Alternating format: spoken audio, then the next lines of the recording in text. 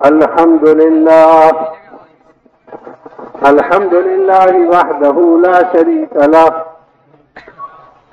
ونشهد أن سيدنا ومولانا محمدا عبده ورسوله، وصلى الله عليه وعلى آله وأصحابه وبارك وسلم تسليما كثيرا كثيرا.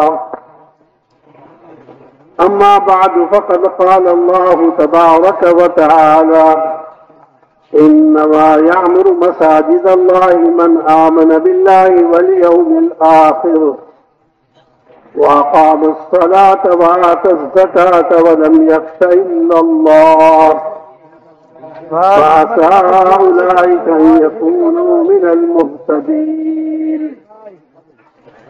وقال الله تبارك وتعالى: ادع إلى سبيل ربك بالحكمة والموعظة الحسنة وجادلهم بالتي هي أحسن إن ربك هو أعلم بمن ضل عن سبيله وهو أعلم بالمهتدين. وقال رسول الله صلى الله عليه وسلم: عليكم بسنتي وبسنة خلفاء الراشدين المهديين. وقال النبي صلى الله عليه وسلم: خير البقاع مساجدها وشر البقاع أسواقها، أو كما قال عليه الصلاة والسلام. ভাই, যারা বিদ্যুতের জিম্মাদারি যাদের, একটু মেহরবানি করে লাইটটা জ্বালায় দিই, আর কিছুক্ষণ পরে আমরা লাইট বন্ধ করবো। হযরত বলতেছেন আমরা লাইটটা জ্বালাই দিই। काबिल एहतराम बुजुर्गों और भाइयों, बुनियादी बात यह है हमारा खुदा से लगाव हो जाए और खुदा के घर से ताल्लुक बन जाए, अल्लाह के कलाम से जोड़ बैठ जाए और हुजूर अकरम सल्लल्लाहु अलैहि वसल्लम से इश्क हो जाए और अपनी आखिरत से हमारा लगाव पैदा हो जाए। नहमदुहु व नसल्ली अला रसूलिहिल करीम, अम्मा बाद। मेरे मोहतरम भाई दोस्तों, হযরত বলেন যে এটা আমাদের মেহনতের বুনিয়াদি মাত্রা যে আল্লাহ রাব্বুল ইজ্জাতের সাথে আমাদের সম্পর্ক হয়ে যায়, আল্লাহ রাব্বুল ইজ্জাতের কালামের সাথে আমাদের সম্পর্ক হয়ে যায়, আর আল্লাহ পাকের মসজিদ, এই মসজিদগুলির সাথে আমাদের এক লাগাও তৈরি হয়, সম্পর্ক তৈরি হয়। সাথে সাথে জনাবে মুহাম্মদুর রাসূলুল্লাহ সাল্লাল্লাহু আলাইহি ওয়াসাল্লাম ওনার প্রত্যেকটা সুন্নত আমাদের জিন্দেগির মধ্যে আসে, আর সুন্নতকে জিন্দেগিতে বাস্তবায়নের এক ताल्लुक हमारे जिंदगी में तैयारी है। जिस आदमी को अल्लाह से ताल्लुक हो जाएगा वो तो हर जगह अल्लाह को याद करेगा, हर जगह खुदा से डरेगा और हर जगह खुदा से उम्मीद रखेगा और हर जगह खुदा से लगा हुआ होगा। जे व्यक्तिर अल्लाह पाकेर जातेर क्या हो गया मदीना मरकज बीजापुर.com। आप लोग सुनने की कोशिश करो, नमाज में अगर सुनाई न दे, जब भी बैठे रहो नमाज में रहो शरीक। मोबाइल सुनने में सबको बहरा बना दिया, सुनने की कोशिश करोगे तो सुनाई देगा। और বলতেছেন ভাই, যেখানে আমাদের একটু মাইকের আওয়াজ পৌঁছতে এখনো সমস্যা হচ্ছে, বিলম্ব হচ্ছে, আমরা ধ্যানের সাথে শোনার চেষ্টা করি, আমাদের দিলকে মোতাবজ্জো রাখি। কারণ যে সমস্ত নামাজে কেরাত শোনা যায় না, ওই সমস্ত নামাজের ব্যাপারে নির্দেশ হচ্ছে যে ধ্যানকে মোতাবজ্জো রাখা, নামাজের দিকে মনোনিবেশ পরিপূর্ণ রাখা। আজকে তো মোবাইল এটা আমাদের শোনার যোগ্যতাকেও কমাই দিয়েছে। যে কথা বলতেছিলেন ভাই, আল্লাহ রাব্বুল ইজ্জাতের সাথে যার তাআল্লুক হবে সে তো জীবনের প্রত্যেকটা জায়গায় আল্লাহকে ভয় পাবে এবং যে কোনো জায়গায় সে আল্লাহ পাকের হুকুম দেখবে এবং আল্লাহ পাকের প্রতি উম্মিদ রাখবে, আশা রাখবে। এটা হচ্ছে ভাই দোস্ত আল্লাহ পাকের সাথে তাল্লুক হওয়ার নিশানা, যে সব জায়গায় সে আল্লাহকে ভয় করে চলবে, আল্লাহর প্রতি উম্মিদ রেখে সে জিন্দগি যাপন করবে। जो आदमी खुदा से डरेगा वो तो तन्हाई में भी खुदा से डरता रहेगा, और जो आदमी खुदा से गाफिल रहेगा वो आदमियों से डरेगा और खुदा से जो है उसको डर हासिल नहीं, इसलिए गुनाह में फंस जाएगा। যে আল্লাহকে ভয় পাবে তার অবস্থা তো এমন হবে যে নির্জন জায়গার মধ্যেও সে আল্লাহকে ভয় পাবে, নাফরমানি থেকে বাঁচবে। আর আল্লাহর ভয়ের ব্যাপারে যে গাফেল, আল্লাহ সম্পর্কে যে গাফেল, সে তো যে কোনো জায়গায় তার দ্বারা গুনাহ হয়ে যাওয়া সম্ভব, যে কোনো জায়গায় তার থেকে আল্লাহ পাকের হুকুম ছিটে যাবে। अल्लाह का ताल्लुक आदमी को हर वक्त जो है हाजिर हो जाएगा, ये खुदा की बहुत बड़ी नेमत है। हजरत सिद्दीक अकबर रज़ी अल्लाह तआला अन्हु जरूरत से फारिग होने के लिए बैठते तो फरमाते कई बाखी हाजती अल्लाह यरानी, मैं कैसे अपनी जरूरत पूरी करूं, अल्लाह पाक मुझको देख रहे हैं। हजरत लुकमान हकीम ने अपने बेटे को यूं कहा, बेटा गुनाह न कर, अगर करे तो वहां कर जहां तुझे कोई न देखे। लुकमान हकीम को अल्लाह पाक ने 100 खोपड़ी दी थी, 100 कुव्वते तफक्कुर। उनके बेटे ने थोड़ी देर के बाद बताया, अब्बा ऐसी कोई जगह नहीं है जहां कोई न देखे, जहां जाता हूं वहीं खुदा देखते हैं। लिहाजा हर वक्त खुदा के ध्यान, हर वक्त खुदा का इस्तेहज़ार, हर वक्त खुदा की हुजूरी हासिल होना जरूरी है। फिर आदमी तन्हाई महसूस नहीं करेगा, फिर तो ये सोचेगा मेरे साथ मेरा खुदा है, जिसके साथ सारा निजाम है। আর বলেন ভাই দোস্ত, আল্লাহ পাকের জাতের সাথে তাআল্লুক আর সম্পর্ক, এটা আল্লাহ পাকের পক্ষ থেকে অনেক বড় নেয়ামত, বিশেষ ফজল এবং ইহসান। যে আল্লাহ পাকের সাথে তাআল্লুক কায়েম করবে, যার আল্লাহ পাকের সাথে সম্পর্ক তৈরি হবে, সে সব জায়গায় আল্লাহকে দেখতে পাবে, সব জায়গায় আল্লাহ পাকের হুজুরি, যে আল্লাহ আমার সাথে আছেন, এটাকে সে অনুভব করবে।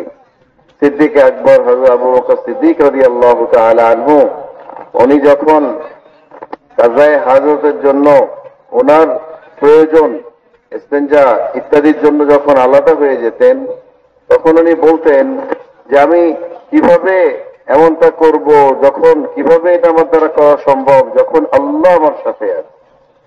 আর লোকমান হাকিম আলাইহিস সালাম, আল্লাহ পাক যাকে অনেক জ্ঞানের ভান্ডার দিয়েছিলেন, 100 গুপ্ত জ্ঞানের সম্পদ আল্লাহ পাক যাকে দিয়েছিলেন, উনি ওনার ছেলেকে নসিহতের মধ্যে এই কথা বলছিলেন যে বাবা, এমন জায়গায় তুমি গুনাহ করো যেই জায়গায় তোমাকে আল্লাহ দেখবেন না।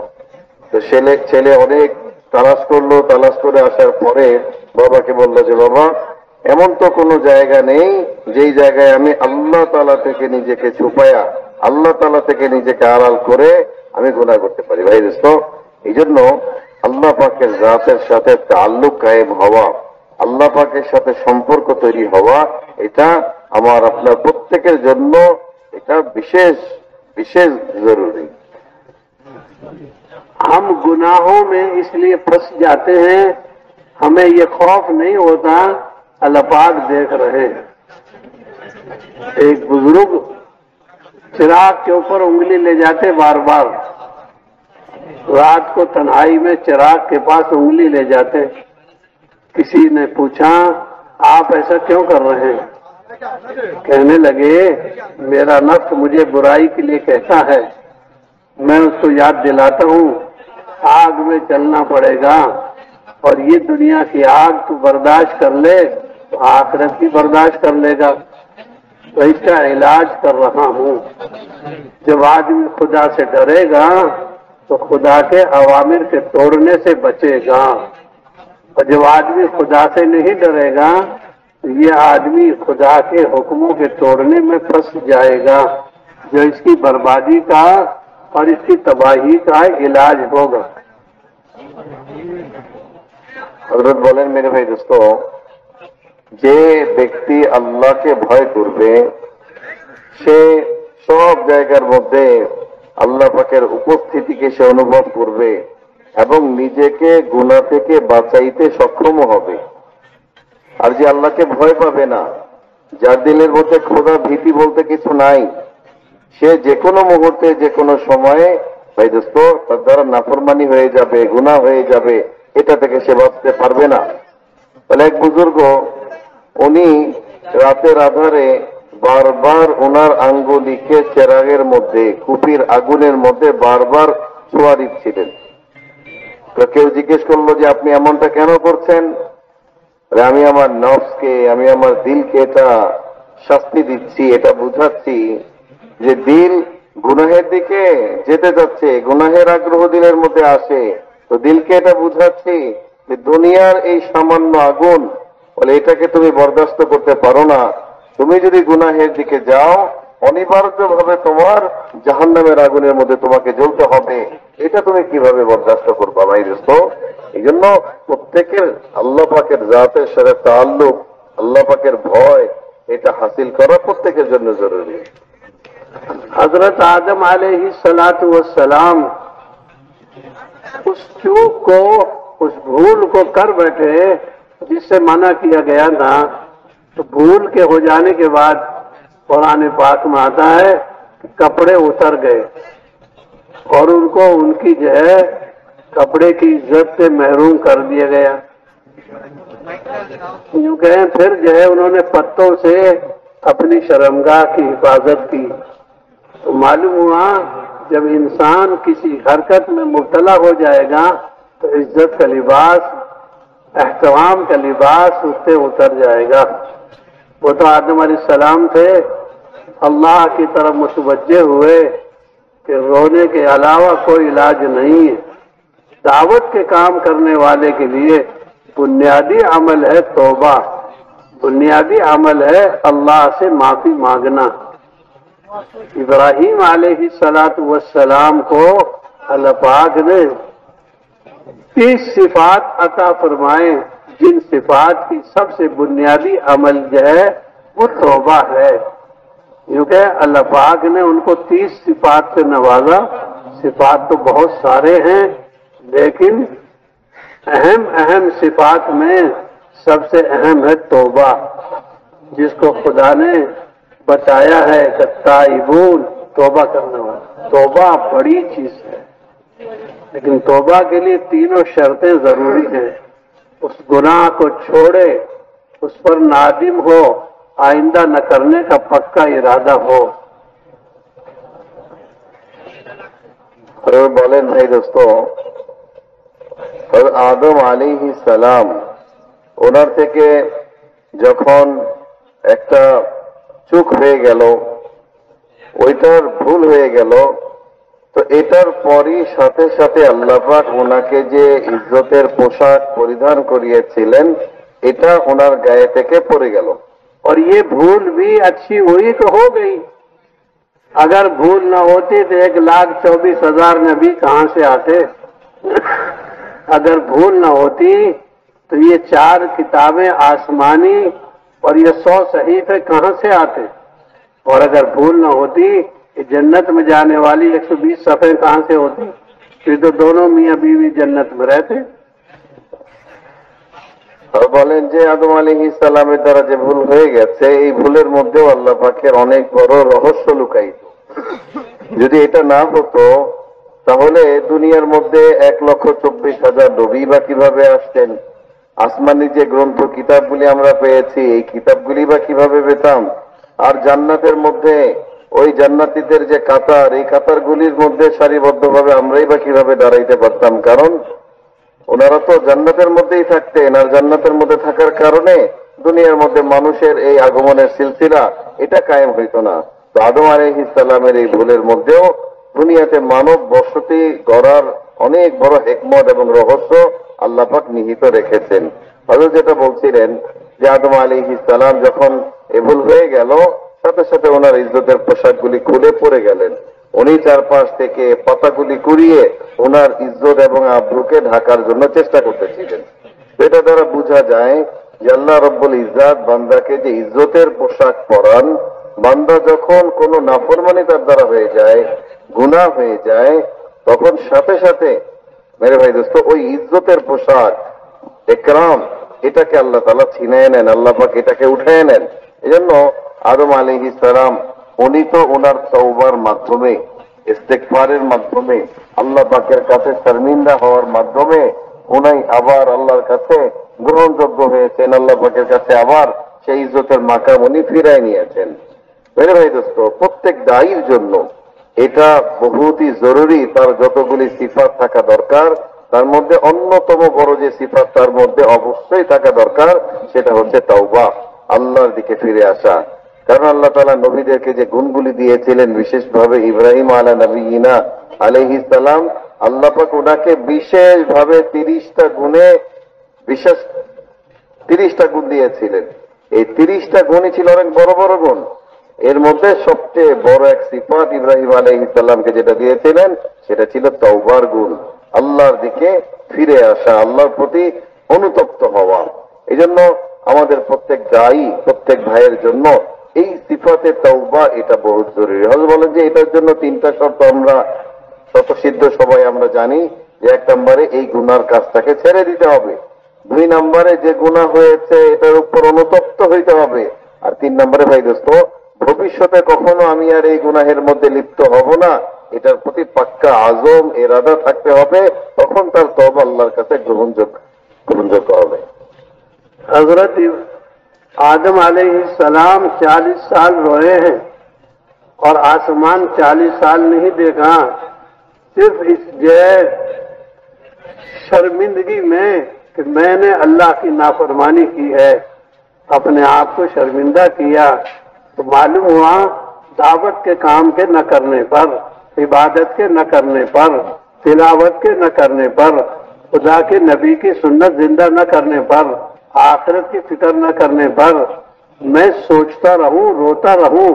रोना बड़ा इलाज है। आसमान रोता है तो जमीन हरियाली से भर जाती है, और बच्चा रोता है तो माँ की छाती में दूध आ जाता है। ये खुदा का बंदा खुदा के आगे रोएगा, अल्लाह की रहमत की मुतवज्जे होने का जरिया बनेगा। হযরত বলেন আদম আলাইহিস সালামকে যখন জমিনের মধ্যে আল্লাহ পাক চলে যেতে বললেন, এই পৃথিবীতে নামিয়ে দিলেন, তখন উনি টানা 40 বছর পর্যন্ত উনার এই ভুলের জন্য উনি আল্লাহর কাছে এমন ভাবে কান্নাকাটি করেছেন যে 40 বছরে উনি লজ্জিত হয়ে শর্মিন্দা হয়ে আসমানের দিকে ফিরে তাকান নাই, আসমানের দিকে ফিরে তাকান নাই। মেরে ভাই দোস্ত আজিজ, এই জন্য বলে দায়ীর নাদামত তার ভাই দোস্ত আজিজ আল্লাহ পাকের হুকুমের উপর না উঠা, তার পুরা দুনিয়ার মধ্যে দাওয়াত ইলাল্লাহর মেহনতের মধ্যে বলে গাফলতি আসা, মেহনত না করা, আখিরাতের ফিকির পয়দা না হওয়া, নবী সাল্লাল্লাহু আলাইহি ওয়াসাল্লামের সুন্নত এই জমিনের মধ্যে কায়েম করার যে হুকুম এটা আমাদের থেকে ছুটে যাওয়া, যে গুনাহগুলি আমাদের দ্বারা হচ্ছে এই গুনার উপর অনুতপ্ত হওয়া, এই গুনার উপর দিলের মধ্যে শর্মিন্দগি মাহসুস করা, নিজেকে লজ্জিত মনে করা, ভাই দোস্ত এটা প্রত্যেক দায়ীর জন্য বহুত বড় জরুরি যে সে লজ্জিত হয়ে আল্লাহর কাছে কান্নাকাটি করবে। কারণ আমরা দেখি ভাই দোস্ত কান্না রোনাজারি করা আল্লাহ পাকের পক্ষ থেকে বিশেষ এক নেয়ামত।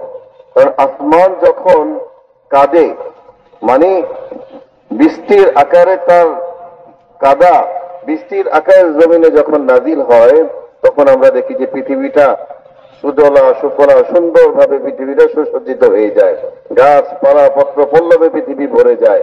ঠিক এরকম ভাবে মায়ের কোলে বাচ্চা যখন কাঁদে তখন মায়ের বুকে দুধ চলে আসে। এর ভাই দোস্ত আল্লাহ পাকের রহমত ফজল বান্দার দিকে মোতাবজ্জ হওয়ার জন্য শর্ত হচ্ছে আল্লাহ পাকের কাছে আমাকে আপনাকে কান্নাকাটি করতে হবে। रोना खुदा को बड़ा पसंद है। यूं कहे अल्लाह पाक फरमाते हैं ये तो वो बदबख्त लोग हैं, आसमान न रोवे न जमीन रोवे। तो माँ बकत आलेही वो समाउ वल अर्द, यानी आसमान का न रोना और जमीन का न रोना, ये तो बदबख्ती और नहुसत की निशानी है। इसलिए हम तो खुदा के सामने रोने का मिजाज बनाएंगे। आंसू रोने के लिए है। हजरत अब्दुल्ला बिन अब्बास रज़ियल्लाहु ताला अन्हुमा को लोगों ने कहा, ज्यादा आप मत रो, आपकी आंखें खराब हो जाएंगी। हजरत अब्दुल्ला बिन अब्बास रज़ियल्लाहु ताला अन्हुमा के बारे में आता है, इरशाद फरमाया, अगर रोया न गया तो आंखों का फायदा क्या है? आंखों का फायदा देखना नहीं है, आंखों का फायदा रोना है। सातों आसमान यूं के समंदर की जो है तमाम पानी की मिकदार से खुदा का अजाब नहीं ठंडा होगा, लेकिन एक आंसू खुदा को पसंद आ गया तो खुदा की पसंदीदगी का जरिए ये सारे अजाबात ठंडे हो जाएंगे। असल खुदा का ताल्लुक है, इसलिए रोने का मिजाज बनाना, लेकिन रोना है आंख से, रोना मुंह से नहीं है। मुंह से तो जलील कुत्ता रोता है, आंख से रोना, अल्लाह के लिए रोना और अल्लाह के सामने रोना। मेरे भाई दोस्तों, কিছু গুনাহগার মানুষ আল্লাহ পাকের অভিশপ্ত কিছু বান্দার উপর আল্লাহ পাক আয়াত নাজিল করেন যে তারা দুনিয়া থেকে এমন ভাবে চলে গেছে যে আসমান জমিন তাদের উপর খণ্ডন করে নাই, আসমান তাদের উপর কাঁদে নাই, জমিন তাদের উপর কাঁদে নাই। ভাই দোস্ত আজিজ, এই চোখ আর চোখ দিয়ে অশ্রু ঝরা, কান্না আসা, এটা আল্লাহ পাকের পক্ষ থেকে বিশেষ ইহসান যে বান্দার চোখ থেকে বলে আল্লাহ পাকের ভয়ে কান্না আসে। কারণ মেরে ভাই দোস্ত, বলে কান্নাটা আল্লাহ পাকের পক্ষ থেকে এক বড় দান বান্দার জন্য। আব্দুল্লাহ ইবনে আব্বাস রাদিয়াল্লাহু তাআলা আনহু, ওনাকে বলা হইল যে আপনি এত কান্না করেন কেন? আপনি এইভাবে কান্না করলে তো আপনার চোখের দৃষ্টিশক্তি নষ্ট হয়ে যাবে। উনি বললেন যে আরে এই চোখ দ্বারা যদি আমি আল্লাহর ভয়ে কান্নাই না করতে পারি তাহলে এই চোখ থেকেই বা আমার লাভ কি? আমার চোখ থেকেই বা লাভ কি যদি এই চোখ দ্বারা আমি কান্না না করতে পারি? মেরে ভাই দোস্ত আজিজ, বলে এটাই চোখের ফায়দা যে আমি আমার চোখ দ্বারা আল্লাহ পাকের ভয়ে আমি কান্না করতে পারি। কারণ ভাই দোস্ত দেখেন, সমুদ্রের বুকে কত পানি রয়ে গেছে, আর আসমান থেকে যখন বৃষ্টি ঝরে কি পরিমাণ পানি জমিনের মধ্যে আসে, এই আসমান এবং জমিনের সমুদয় পানিকে দিয়ে জাহান্নামের আগুন, আল্লাহ পাকের গজবকে ঠান্ডা করা কোনোদিনও সম্ভব না। কিন্তু এটার বিপরীতে বলে আমি আপনি যখন আল্লাহ পাকের কাছে অনুতপ্ত হয়ে কাঁদবো, আল্লাহ পাকের কাছে ফিরে আসবো, তো কোন এক বান্দার এক ফোঁটা চোখের পানি এই জাহান্নামের আগুনকে, আল্লাহর গজবকে ঠান্ডা করে দিতে পারে। একটু দেরি হবে। रोने का मिजाज जब बनेगा जब आदमी हलाल ग़िज़ा खाएगा, और अगर गंदगी रोजी गंदी खाई है, गंदी निगाह देखी है, गंदी बात सुनी है, गंदा ख्याल गुजरा है और गंदगी सोच रहा है, इन गंदगियों के साथ रोना जमा नहीं होगा। इसलिए अगर रोना नहीं आ रहा तो फिर बीमारी है। अल्लाह के नबी अलैहिस्सलाम के दिल को चीरा गया, कई दफा चीरा और जमजम से धोया गया।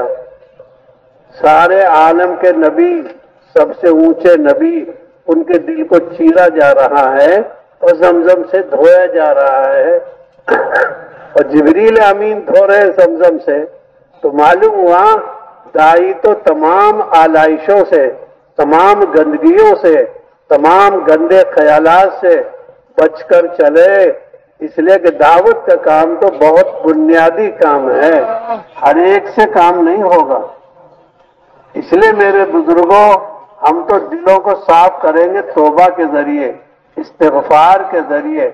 जिसका हक दबाया है उसके हक को अदा करेंगे और उससे माफी मांगेंगे। गंदगी के साथ जो है तौबा नसीब नहीं होती। इस वास्ते हम तो कोशिश करेंगे, हलाल कमाई से अपना गुजारा करेंगे और वो बात सोचेंगे जिसकी हमें इजाजत है। न गंदगी देखेंगे, न गंदगी बोलेंगे। क्यों? कयामत बरहक है, हर चीज का हिसाब होगा। তবে বলেন মেরে ভাই দোস্ত, আমাদের প্রত্যেক সাথীর মধ্যে আল্লাহ পাকের কাছে অনুতপ্ত হয়ে ফিরে এসে চোখ দিয়ে পানি ঝরা, কান্না আসা, এটা প্রত্যেকের জন্যই জরুরি। কিন্তু ভাই দোস্ত, যদি আমার চোখ দিয়ে পানি না আসে, আল্লাহর ভয়ে আমার ক্রন্দন নসিব না হয়, তাহলে বুঝতে হবে যে আমার ভিতরে বহুত বড় গলতি রয়ে গেছে। কারণ বান্দা যখন তার রিজিক হালাল হয় না, তার খাদ্য হালাল হয় না, সে বিভিন্ন নাফরমানির মধ্যে লিপ্ত থাকে, তার চোখের দেখা হারাম, তার কানে শোনা হারাম, এই ধরনের নাফরমানি যখন বান্দা থেকে প্রকাশ হইতে থাকে, খাদ্য হালাল থাকে না, তখন তার উপর যে বিপদ আসে সেটা হচ্ছে আল্লাহ পাকের সামনে কাদার নিয়ামতকে ছিনায় নেওয়া হয়। সে আর আল্লাহ পাকের সামনে কাঁদতে পারে না। মেরে ভাই দোস্ত, প্রত্যেক দায়ীর মধ্যে এই সিফাত আসা অতি আবশ্যক। কেন? আমাদের নবী জনাবে মুহাম্মদুর রাসূলুল্লাহ সাল্লাল্লাহু আলাইহি ওয়াসাল্লাম সমস্ত নবীদের সরদার, বলে ওই নবীকে আল্লাহ রব্বুল ইজ্জত বলে তিনবার ওনার সিনা চাক করে ওনার ওই দিলকে ধোয়া হয়েছে। কেন? দিলের মধ্যে যেন কোনো লেশ না থাকে। মেরে ভাই দোস্ত আজিজও, বলে আমাদের প্রত্যেক দায়ীর জন্য এটা বহুতই জরুরি যে আমরা আমাদের খাদ্যকে হালাল করি, আমরা আমাদের কামাইকে হালাল করি। কারো হক যদি আমাদের জিম্মায় থেকে থাকে, কাউকে যদি তার নির্দিষ্ট হক আমরা না দিয়ে থাকি, তাহলে এটাকে ফিরায় দেওয়া মেরে ভাই দোস্ত এটা আমার আপনার জন্য জরুরি। এইভাবে নিজেদের সোচ ফিকিরকে পাক করা, নিজেদের চিন্তাকে পাক করা, যে আমরা ওইটাই ভাববো, যেটা ভাবার অনুমতি আমাদেরকে দেয়া হয়েছে, আমরা ওইটাই শুনবো যেটাকে শোনার অনুমতি আমাদেরকে দেয়া হয়েছে। ভাই দোস্ত, কিয়ামত বরহাক, আমার আপনার প্রত্যেকের সামনে ওই কিয়ামতের ময়দান আছে। প্রত্যেককে ওই কিয়ামতের ময়দানে আল্লাহ পাকের সামনে দাঁড়াইতে হবে। এই জন্য ওই কিয়ামতের ময়দানে দাঁড়ানোর আগে প্রত্যেকের জন্য এই সিফাত, এই মেজাজ তৈরি করা যে আমাকে আল্লাহর সামনে দাঁড়াইতে হবে। এই জন্য ওই কাদার মেজাজ, অনুতপ্ত হওয়ার মেজাজ, এটা দায়ীর জন্য। সে যেহেতু দাওয়াত নবীদের মেহনত, বুনিয়াদী কাজ, এই কাজের জন্য ভাই দোস্ত বলে আমার এই গুনাহের গন্দেগি এটা আমার জিন্দগির মধ্যে থাকবে আর দাওয়াতের মেহনত হবে, বলে এটা তো হইতে পারে না। हुजूर अकरम सल्लल्लाहु अलैहि वसल्लम फरमाते हैं, मेरे पास दो आदमी आए और मुझे लेकर गए, मुझे दिखाया एक पानी है खून के रंग का, उसमें से एक आदमी निकलना चाहता है, लेकिन किनारे पर एक आदमी खड़ा हुआ है, बहुत सारे पत्थर रख रखे हैं, वो उसके मुंह में पत्थर रख देता है और वो निकलने वाला आदमी नहीं निकल पाता। कोशिश कर रहा है खून के पानी से निकलने की, खूनी नहर से निकलने की, लेकिन निकल नहीं पाता। जब निकलता है तो उसके मुंह में पत्थर वो डाल देता है, मजबूर होकर वो वापस हो जाता। अल्लाह के नबी अलैहिस्सलाम ने फरमाया, मुझे बताओ ये कौन से गुनाह की सजा है? आप अलैहिस्सलाम को जवाब दिया, आप आगे चलो। मुझे आगे लेके गए, मुझे दिखाया कि एक आदमी चित लेटा हुआ है, बड़ा पत्थर एक फरिश्ता उठा के लाता है और उसके सर पर मारता, उसका सर फट जाता है। इतना उसको उठा के लाता है, सर सही हो जाता है और वो मारता रहेगा, उसकी ये सजा है। मैंने पूछा ये कौन से गुनाह की सजा है? मुझे बताया गया आप आगे चलो। मुझे आगे ले गए। फिर নবী করিম সাল্লাল্লাহু আলাইহি ওয়াসাল্লাম স্বপ্ন যোগে একবার দেখলেন দুইজন ব্যক্তি ওনাকে ধরে নিয়ে গেলেন। नबी का जो सपना होता है और नबी का जो ख्वाब होता है वो बरहक होता है। हुजूर सल्लल्लाहु अलैहि वसल्लम ने ख्वाब देखा था, आप तवाफ कर रहे हैं और आप जो है बैतुल्लाह का तवाफ कर रहे हैं, वो तो बरहक साबित हुआ। हजरत इब्राहिम अलैहिस्सलाम ने ख्वाब देखा था बेटे के ज़िबह करने का, वो अमली शक्ल इख्तियार कर गया। हर ख्वाब सच्चा नहीं होता, लेकिन नबी के ख्वाब झूठे नहीं होते। यूसुफ अलैहिस्सलाम ने 11 सितारे देखे, चांद और सूरज को देखा, ये सजदा कर रहे हैं। ये मिस्र में साबित हो गया नबियों के जो ख्वाब होते हैं वो बरहक होते हैं। বলেন আম্বিয়া আলাইহিসসালাম ওনাদেরকে আল্লাহ পাক যে স্বপ্নগুলি দেখান এগুলি প্রত্যেকটা স্বপ্নই সত্যে পরিণত হয়। প্রত্যেকটা স্বপ্নই মেরে ভাই দোস্ত আজিজ বাস্তবে রূপ নেয়। আমাদের নবী জনাবে মুহাম্মদ রাসূলুল্লাহ সাল্লাল্লাহু আলাইহি সাল্লাম আল্লাহ পাক ওনাকে স্বপ্নে দেখাইলেন যে উনি মদিনা থেকে মক্কায় আসলেন এবং বাইতুল্লাহর তাওয়াফ করলেন, যেটাকে আল্লাহ তাআলা বলে বাস্তবায়ন করেছেন। উনি মক্কা বিজয়ের মাধ্যমে ওই বাইতুল্লাহর তাওয়াফকে সম্পাদন করেছেন। যে আমাদের নবী জনাব ইব্রাহিম আলাইহিস সালাম ওনাকে আল্লাহ তাআলা স্বপ্নে দেখাইলেন কি যে উনি ওনার বাচ্চাকে কোরবানির জন্য নিয়ে যাচ্ছেন, বাচ্চার গলায় ছুরি রাখছেন। এটাকেও আল্লাহ তাআলা একটা আমলি শেকেল, একটা পর্যায় পর্যন্ত আল্লাহ এটাকে ওই বাস্তবের জায়গা পর্যন্ত নিয়ে গেলেন। হযরত ইউসুফ আলাইহিস সালাম উনি স্বপ্নে দেখলেন যে 11 তারকা চাঁদ সূর্য ওনাকে সেজদা করছে। আল্লাহ রাব্বুল ইজ্জাত ওনাকে ধীরে ধীরে মিশরে নিয়ে গেলেন, আর মিশরে নিয়ে এই স্বপ্নকে আল্লাহ তাআলা ওইখানে বাস্তবায়ন করলেন। তো নবীরা যে স্বপ্ন দেখেন এই স্বপ্নগুলির মধ্যে কোনো ধোঁকা থাকে না, এই স্বপ্নগুলি বাস্তবায়িত হয়, এই স্বপ্নগুলি বরহক হয়। এই জন্য আমাদের নবী জনাবে মুহাম্মদ রাসূলুল্লাহ সাল্লাল্লাহু আলাইহি ওয়াসাল্লাম ওনাকে স্বপ্ন যোগে দেখানো হইল দুইজন ব্যক্তি ওনাকে নিয়ে যাচ্ছেন। কিছু দূর যাওয়ার পরে উনি দেখলেন যে এক রক্তের নদী, নদীর পানির রং লাল, বলে এরকম লাল টকটকে নদীর মধ্যে একজন ব্যক্তি বড় পেরেশান হয়ে সাঁতার কাটছে। এই ব্যক্তি সাঁতার কাটতে কাটতে যখন কিনারে চলে আসে তো একজন ব্যক্তি নদীর কিনারে দাঁড়িয়ে এমন ভাবে তার মুখের মধ্যে পাথর মারে যে ওই পাথরের আঘাত খেয়ে সে আবার দূরে চলে যায়, হতাশ হয়ে যায়, সে আর কিনারে পৌঁছতে পারে না। আবার নবী জিজ্ঞেস করলেন যে এই ব্যক্তি কে, কোন গুনার কারণে তাকে এই ভয়াবহ শাস্তি দেওয়া হচ্ছে? তো নবীকে বলা হচ্ছে যে আপনি সামনে আগান, আপনি সামনে আগান। তো নবী সাল্লাল্লাহু আলাইহি ওয়াসাল্লাম আরো সামনে গেলেন, যাওয়ার পর দেখলেন একজন ব্যক্তিকে চিৎ করে শোয়ায় রাখা হয়েছে, আর তার মাথার উপর এত জোরে পাথর দিয়ে থেতলে দেওয়া হচ্ছে, পাথর দিয়ে আঘাত করা হচ্ছে, চূর্ণ বিচূর্ণ হয়ে যাচ্ছে, চিৎকার করছে। বলে নবী সাল্লাল্লাহু আলাইহি সাল্লাম বললেন যে এই ব্যক্তি কে, কোন গুনাহের কারণে এমন ভয়াবহ শাস্তি তাকে দেয়া হচ্ছে? তো তাকে আবারও উত্তর দেয়া হলো যে আপনি সামনে আগান। मदीना मरकज बीजापुर.com।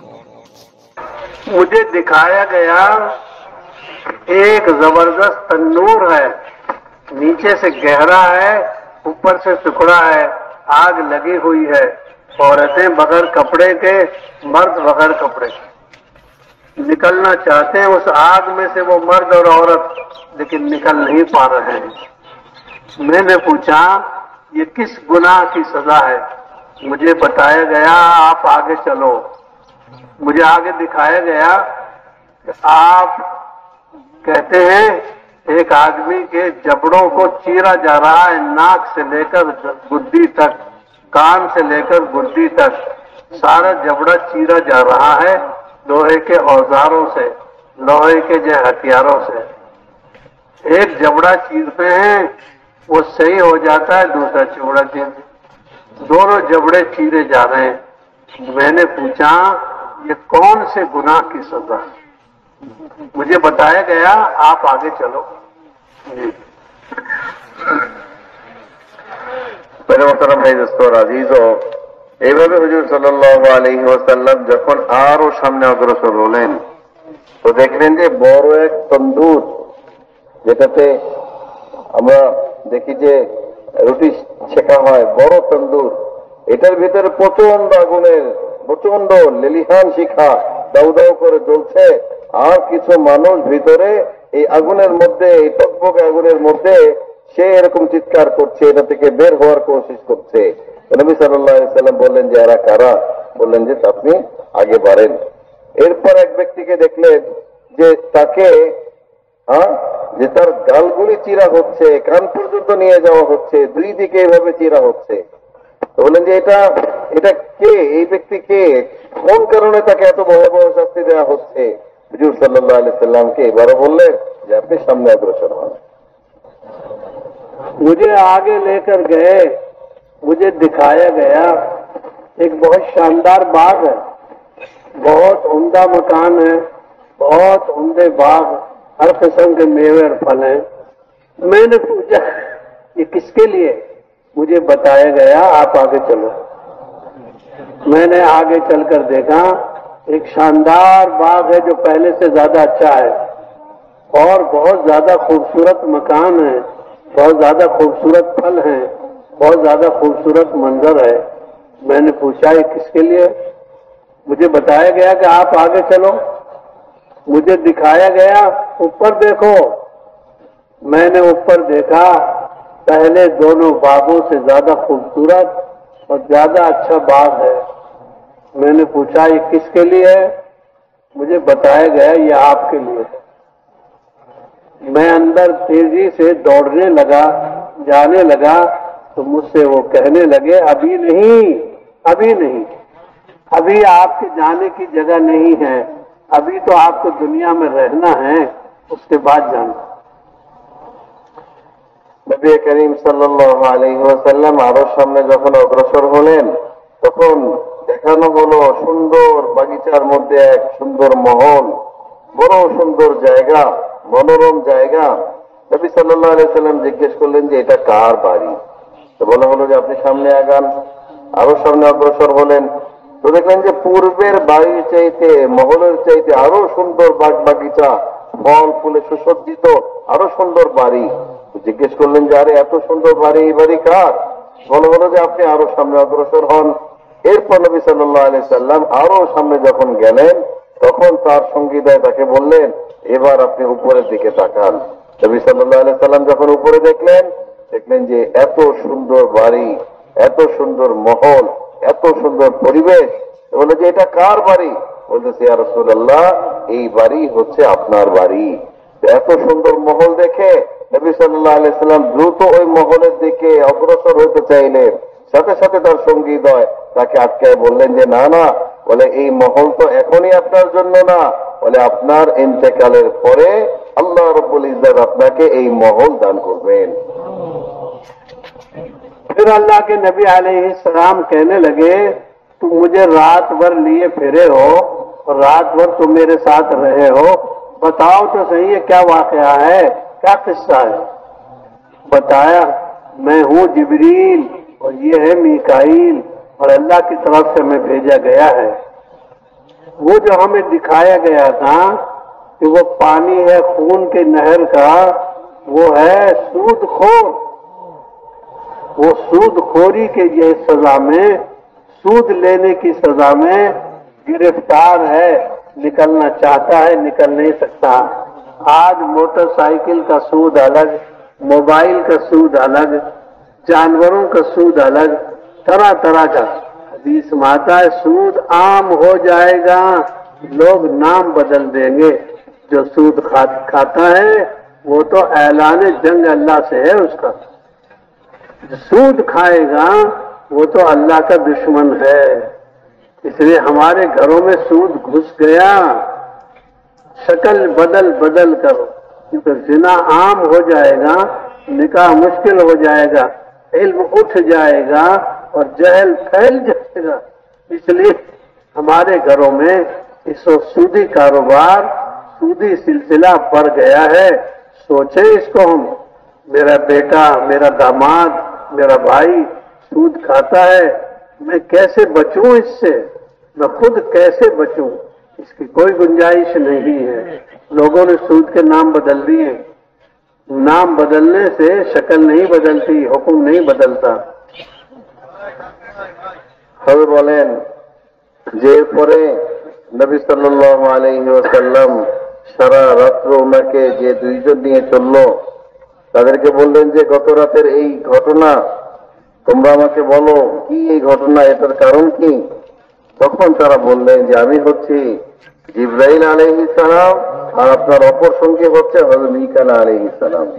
আল্লাহ পাক গুনাহগারদের পরিণতি কি হবে এটাকে দেখানোর জন্য এই দুইজন ফেরেশতাকে দিয়ে হুজুর সাল্লাল্লাহু আলাইহি ওয়াসাল্লামকে ওই ময়দানকে পরিদর্শন করাইলেন যে গুনাহগারদের অবস্থা কি হবে, ওই ব্যক্তিদের ওই শাস্তির কারণ কি, বলে প্রথম যে ব্যক্তিকে আপনি দেখলেন যে সে রক্তের পানির মধ্যে সাঁতার কাটছে, এই ব্যক্তি হচ্ছে সুদখোর বান্দা, যারা দুনিয়ার মধ্যে সুদের মধ্যে লিপ্ত ছিল।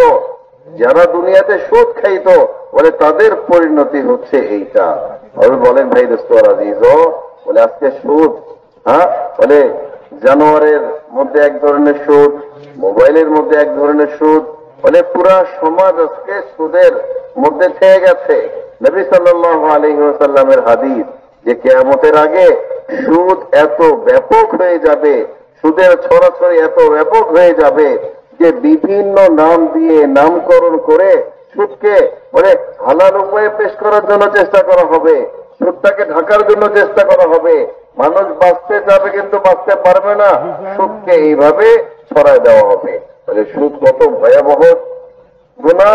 বলতেছে যে ব্যক্তি সুদ খাবে, যে ব্যক্তি সুদ গ্রহণ করবে, এই ব্যক্তির ব্যাপারে নবী সাল্লাল্লাহু আলাইহি সাল্লাম বলেছেন, এই ব্যক্তি তো স্বয়ং আল্লাহ রাব্বুল ইজ্জতের সাথে যুদ্ধের ঘোষণা দিল। বলে এত ভয়াবহ শাস্তি হবে সুদের। তো কিয়ামতের আগে মেরে ভাই দোস্ত এই সুদ আম হয়ে যাবে এবং জেনা আম হয়ে যাবে। তখন বিবাহ শাদী মানুষের জন্য দুঃসাধ্য হয়ে যাবে, বিবাহ শাদীর সিলসিলা কঠিন হয়ে যাবে। এলেমকে আল্লাহ রাব্বুল ইজ্জত উঠাই নেবেন, তো দুনিয়ার মানুষের মধ্যে জাহালত, অজ্ঞতা, এটা দুনিয়ার মধ্যে ছড়ায় পড়বে। ভাই দোস্ত, আজকে আমার আপনার জিম্মাদারি এটা, নিজেকে এই সুদ থেকে বাঁচানো, আমার ফ্যামিলি সদস্যদের দিকে তাকানো যে তাদের মধ্যে কারা এই গুনাহের মধ্যে লিপ্ত, মানে আমার পাড়া প্রতিবেশীর মধ্যে দেখা কারা এই সুদের মধ্যে লিপ্ত। মোহতারাম ভাই দোস্ত, এই সুদের ভয়াবহতা আল্লাহ তাআলা নবী সাল্লাল্লাহু আলাইহি সাল্লামকে এই স্বপ্নের মাধ্যমে দেখে। अल्लाह के नबी अलैहिस्सलाम ने पूछा फिर क्या हुआ? क्योंकि वो आदमी जिसके सर को फोड़ा जा रहा था, ये वो औरत है, ये वो मर्द है जिसने कुरान को पढ़ा और उसको जो है पढ़कर सो गया, फराइज को अदा नहीं किया, उसके वाजिबात को और उसकी जिम्मेदारियों को पूरा नहीं किया। आज हम अंदाजा लगाएं कि कुरान पढ़ने के बाद हमने कुरान को भुला दिया। बड़ी तादाद हमारे घर में वो मौजूद है जिनकी 6 महीने में कुरान पूरी नहीं होती। लिखा है उलमा ने, 6 महीने में जो आदमी कुरान नहीं पढ़ेगा उसने कुरान का हक मार लिया। भाई का हक मारे तो जालिम, बेटी का हक मारे तो जालिम, जो कुरान का हक मारे वो कौन? हम कुरान के पढ़ने को वजीफा बनाएं, कुरान के अमल को काम बनाएं, कुरान के अवामिर को, कुरान के हराम को हराम समझें और कुरान के हलाल को हलाल समझें। क्योंकि कुरान में जिंदगी गुजारने के तरीके सिखाए हैं, कुरान में गुनाहों से बचने के तरीके सिखाए हैं। कुरान पाक तो वजीफे की किताब नहीं है, हुदल लिन्नास है। वो तो हक में और बातिल में फर्क करने की किताब है। अल्लाह के नबी अलैहिस्सलाम जब कुरान पढ़ते तो रोते थे। कान यखाफ, जहन्नम की आयतों से गुजरते तो आप रोते हुए गुजरते। हम तो जहन्नम की आयतें पढ़ते हैं तो हरूफ को खींचते हैं, आवाज को बनाते हैं, इसे मालूम नहीं कि ये क्या कह रहा है। वो तो बहुत मजे से पढ़ता है, इन्ना शजरतल ज़क़ूम तआमुल असीम, हुरूफ निकालने की मश्क में है। ये सही माना नहीं समझ रहा, ये जहन्नमियों की यह सजा बताई जा रही। अल्लाह के नबी अलैहिस्सलाम जन्नत की आयतें पढ़ते और जन्नत के मनाजिर से गुजरते और जन्नत की नेमतों को सुनते और पढ़ते तो कान यतशव्वक़, आपके दिल में शौक और रग़बत पैदा होती। हमें तो पता ही नहीं है कहाँ जन्नत है कहाँ दोज़ख है, इसलिए हमने चश्मा ही नहीं लगाया। तो कुरान पढ़ने का वजीफा बनाना, कुरान पर अमल करने को जिम्मेदारी समझना, कुरान के हलाल को हलाल समझना और कुरान के हराम को हराम समझना और कुरान पाक को पहुंचाना और कुरान पाक को सीखना। इसलिए हम तो कुरान सीखने का मिजाज बनाएंगे, इल्म में और अमल में, और दावत में और दीन में। এরপর এক ব্যক্তিকে শাস্তি দিতে দেখলেন যার মুখ চিরা হচ্ছিল, তো বললেন যে এই ব্যক্তির এই শাস্তির কারণ কি? তো বলা হলো যে এই ব্যক্তি দুনিয়ার মধ্যে কোরআন শিখেছিল, কোরআনের এলেমকে জমা করেছিল, নারী হোক বা পুরুষ। তাহলে সে এই কোরআনকে শিখেছিল কিন্তু কোরআনের ফরায়েজ, কোরআনের হুকুমের কোনো তোয়াক্কা করে নাই, বরং আল্লাহ পাকের ফরিজা আদায় না করেই ঘুমায় পড়ত, যার কারণে এই ব্যক্তিকে এই ভয়াবহ শাস্তির মধ্যে লিপ্ত করা হচ্ছে।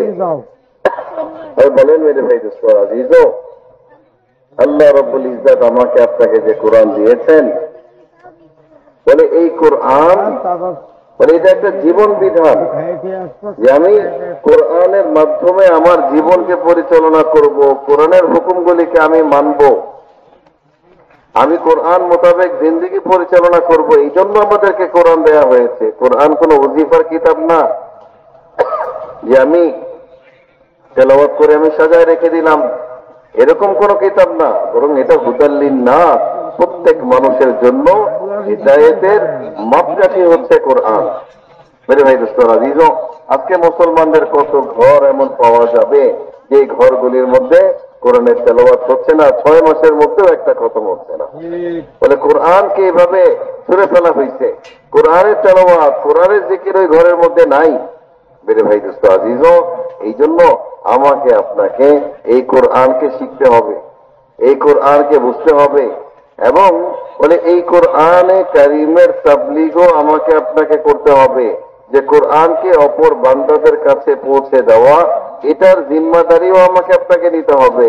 বলে এই যে কোরআন, মেরে ভাই দোস্ত আজিজ, আজকে শুধু আমরা তেলাওয়াত করে গেলাম, কি পড়লাম এটা অনুভবই করতে পারলাম না, এটার জন্য তো কোরআন নাযিল হয় নাই। বলে নবী সাল্লাল্লাহু আলাইহি সাল্লাম যখন জাহান্নামের আয়াতগুলিকে পড়তেন, তখন ওই জাহান্নামের ভয়ে চোখ দিয়ে পানি ঝরতো, জাহান্নামের ভয়ে দিল কাঁপত। আর যখন জান্নাতের আয়াতগুলি তেলাওয়াত করতেন, তখন মনে হচ্ছিল যে উনি জান্নাতের ভিতর দিয়ে বিচরণ করছেন। তাই দোস্ত, আজকে আমাদের অবস্থা কোথায়? যে আমরা ইন্না শাজারাতাজ যাকুম তুআমুল আসিম, যে যাকুম জাহান্নামীদের খাদ্য হবে, এই আয়াতকে পড়ি, এই আয়াতের মস্ক করি, এই আয়াতের শব্দ ঠিক করি, এই আয়াতের হরফগুলিকে আমরা টেনে ঠিক করি, সবকিছুকে আমরা আগে পিছনে করতেছি। কিন্তু যে জন্য এই আয়াতটা নাযিল হয়েছে, যে এই আয়াতের ভয় দিলের মধ্যে আসে, এইটার মাকসাদ থেকে আমি আপনি দূরে। মেরে ভাই দোস্ত, এই জন্য কোরআনকে শিখা, কোরআনকে বোঝা এবং এই কোরআনকে অপর ব্যক্তিদের কাছে পৌঁছে দেওয়া, মেরে ভাই দোস্ত, এটার উপর আমাকে আপনাকে আসতে হবে। अल्लाह के नबी अलैहिस्सलाम ने पूछा ये तन्नूर का हाल क्या है? फरमाया ये वो औरत हैं और ये वो मर्द हैं जिन्होंने हराम काम किया है। आंख से भी जिना होता है, कान से भी जिना होता है, हाथ से भी जिना होता है। आदमी हुदूद से बचे, ये अल्लाह की हद है, इससे आगे नहीं। इसलिए आदमी अपने आप को बचा के चले। बोल रही आग का तन्नूर तो बाकी है, उसमें मर्दों का भी इलाज है, औरतों का भी इलाज है। इसलिए में बताया गया है किसको देखना है, किसको नहीं देखना। हजरत रसूल पाक अलैहिस्सलाम अपनी सवारी पर तशरीफ फरमा है, आपके पीछे फजल इब्न अब्बास, बड़े भाई हजरत अब्दुल्ला बिन अब्बास के बैठे हुए। सामने से एक औरत आई, वो देखने लगी हजरत फजल इब्न अब्बास को, हजरत फजल इब्न अब्बास देखने लगे उस औरत को। दोनों के अंदर कुरान माता, हदीस माता, वजी का लफ्ज, दोनों बहुत चमकदार थे, दोनों बहुत खूबसूरत। दो की आंखें दो से मिल गई, 4 हो गई। अल्लाह के नबी अलैहिस्सलाम बीच में हैं। आपने देखा वो औरत मसला पूछने आई है अपने अब्बा का। आपने देखा आंखों को, चाहे चौकन्ना आदमी हो, ये नहीं जो हो रहा है नहीं, दाई बचाव करके चले। जहां अनार होता है वहीं कांटा भी होता है, जहां गुलाब होता है वहीं कांटा भी होता है। तो जहां आदमी है वहां नफ्स भी है। यूं कहें अल्लाह के नबी अलैहिस्सलाम ने औरत को भी नहीं भगाया और अपने भाई फजल इब्न अब्बास को भी सवारी से नहीं उठा, बल्कि फजल इब्न अब्बास के मुंह को फेर दिया, आपने हाथ से उनका चेहरा फेर दिया। औरत से पूछा क्या बात है, मसला बताया, पूछा मेरे अब्बा सवारी पर बैठ नहीं पाते। इरशाद फरमाया तुम अपने अब्बा की तरफ से हज अदा करो, उनका हज अदा हो जाएगा। हमें काम करना है हिकमत के साथ, हुक्म चलाकर नहीं करना, रुकावटों में मुब्तला नहीं होना, रुकावटों का हल सोचना है। इसलिए हजरत फजल इब्न अब्बास का चेहरा फेर दिया, औरत को मसला बता दिया। मालूम हुआ रुकावटों के बावजूद काम करना होगा। अगर तू रुकावटों के बगैर काम करना चाहता है तो फिर जन्नत में नहीं जा सकेगा। क्यों? फरिश्तों को रुकावट नहीं है तो फरिश्ते जन्नत में नहीं जाएंगे। ये तो नफ्स के साथ आदमी मुजाहदे के साथ चलेगा, रुकावटों में चलेगा तो काम बनेगा। इंसान में तो दोनों मादे हैं, खैर का भी मादा है, शर का भी मादा है। खैर के काम करेगा, खैरियत गालिब हो जाएगी, फरिश्तों की खूबी जाहिर हो जाएगी। और अगर शर के कामों में फंसेगा तो शरारत गालिब आ जाएगी, शैतान पना जाहिर हो जाएगा। तो इसलिए हमें मलकूती सिफात से, फरिश्तों वाली खूबियों से चलना है, दावत में, इबादत में, तिलावत में और खुदा के काम के करने में। तो बच बच कर चलेंगे, यानी जो हमारे समझ में आए वही करेंगे। नहीं लगाम लगाई गई है, ये देखना है ये नहीं, ये सुनना है ये नहीं, ये बोलना है ये नहीं, यहां जाना है या नहीं जाना, ये तो हुदूद हैं रोजे अव्वल से। আমার মোহতারাম ভাই দোস্ত, আমি বলেন যে এরপর নবী সাল্লাল্লাহু আলাইহি সাল্লাম জিজ্ঞেস করলেন যে ওই তুন্দরে পড়া ব্যক্তিদের কারণ কি, কেন তারা এই তুন্দরের মধ্যে জ্বলছে, এই টকবক আগুনের মধ্যে পড়ানো হচ্ছে? তো বলা হইল দুনিয়ার মধ্যে বলে এই সকল লোক তারা জেনার মধ্যে, বেবিচারের মধ্যে লিপ্ত ছিল। মেরে মোহতারাম ভাই দোস্ত, বলে আল্লাহ রাব্বুল ইজ্জত বলে জেনা তো অনেক দূরের কথা, বলে এটার আগে অনেক হুদুদ দিয়েছেন, সীমা দিয়েছেন, এগুলি থেকেও বাঁচতে হবে। মানুষের চোখের দ্বারাও জেনা হয়ে যায়, মানুষের কানের দ্বারাও জেনা হয়ে যায়। এই জন্য মোহতারাম ভাই দোস্ত আজিজও বলে ওই চূড়ান্ত জায়গায় যাওয়ার আগেই আল্লাহ রাব্বুল ইজ্জত সীমা দিয়েছেন যে এই সীমাকে তুমি অতিক্রম করো না, এই সীমা ছাড়াই যাও না। কারণ মোহতারাম ভাই দোস্ত, আমার আপনার প্রত্যেক ব্যক্তির সামনে ওই তন্দুর অপেক্ষা করছে, ওই তন্দুর আমার আপনার সামনেও আছে।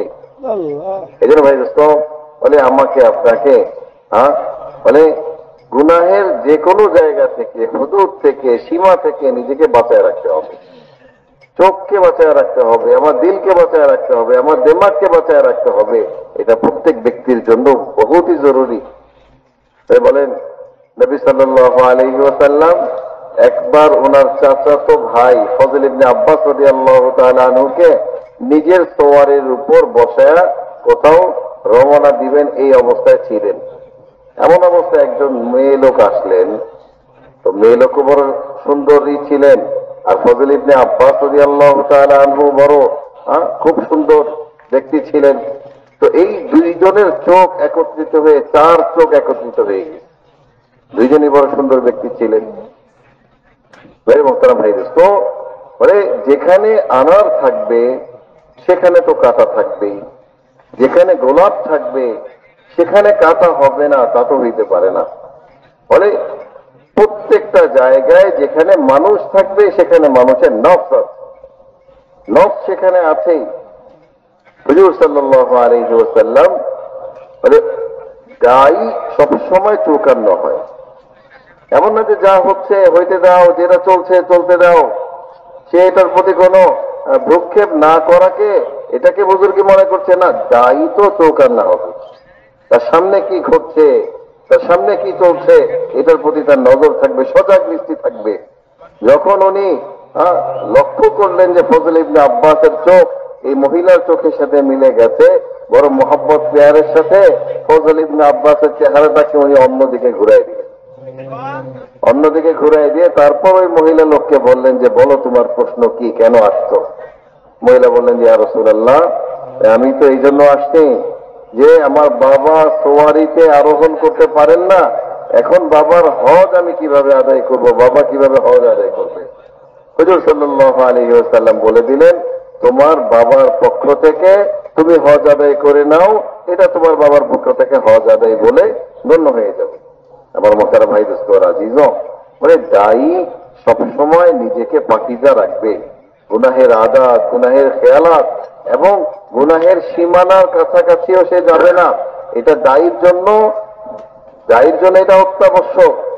কারণ ভাই দোস্ত দেখেন, আল্লাহ রাব্বুল ইজ্জত মানুষের মধ্যে দুই ধরনের সিফাত দিয়েছেন। তার মধ্যে ফেরেশতা সুলভ গুণাবলী সিফাতও দিয়েছেন, আবার ওই শয়তানিয়াত, নফসানিয়াত এটার মধ্যেও যে নেক আমল থেকে বাঁচা, বিরত থাকা, গুনাহের দিকে যাওয়া, এইটার আকর্ষণ আল্লাহ তাআলা মানুষের দিলের মধ্যে দিয়েছেন। এখন মানুষের কাজ এটা না যে সে সামনে যেটা আসবে, রোকাওয়াট আসলে এটার মধ্যে ফেসে যাবে, না, রোকাওয়াট আসলে ফেসে যাওয়া এটা মানুষের কাজ না, এটা আমাদের মেরে ভাই দোস্ত হিকমতের সাথে চলতে হবে। রোকাওয়াটের মধ্যে ফসাও যাবে না, আবার নিজেকে বাঁচায় রাখতে হবে। এই জন্য মানে আমাকে আপনাকে জিকির তেলাওয়াতের মধ্যে, আমাকে আপনাকে মেরে ভাই দোস্ত ইবাদত বন্দেগীর মধ্যে, আখিরাতের খেয়ালের মধ্যে এই ফেরেশতা সুলভ যে গুণাবলীগুলি, এটার দ্বারা নিজেকে ভাই দোস্ত অভ্যস্ত বানাইতে হবে। ফেরেশতাদের গুণগুলি নিজের মধ্যে সাজাইতে হবে। আর অপর দিকে আমার নফসানিয়াত, শয়তান যেদিকে আমাকে নিয়ে যেতে চায়, এটা থেকে নিজেকে বাঁচাইতে হবে। ভাই দোস্ত আজিজ, আমি যখন নিজেকে এইভাবে পাকিজা রাখবো, নিজেকে এইভাবে গুনাহের হুদুদ থেকেও যখন নিজেকে বাঁচাবো, তখন মোহতারাম ভাই দোস্ত বলে আমার ভিতরে ওই গুণ আসবে, আল্লাহ পাকের পক্ষ থেকে মকবুলিয়াত আসবে, যখন এইভাবে গুণের মধ্যে অভ্যস্ত করে নিজেকে আগে বাড়াইব। जहां कांटा होता है वहां गुलाब भी है, जहां फूल है वहां कांटा भी है। बच बच कर चलना पड़ेगा। अगर आदमी मारूफात में चला और मुनकरात से नहीं बचा तो नुकसान हो जाएगा। मुनकरात में फंस गया, मारूफात को भूल गया, ये दोनों चीजें पहले दिन से हैं।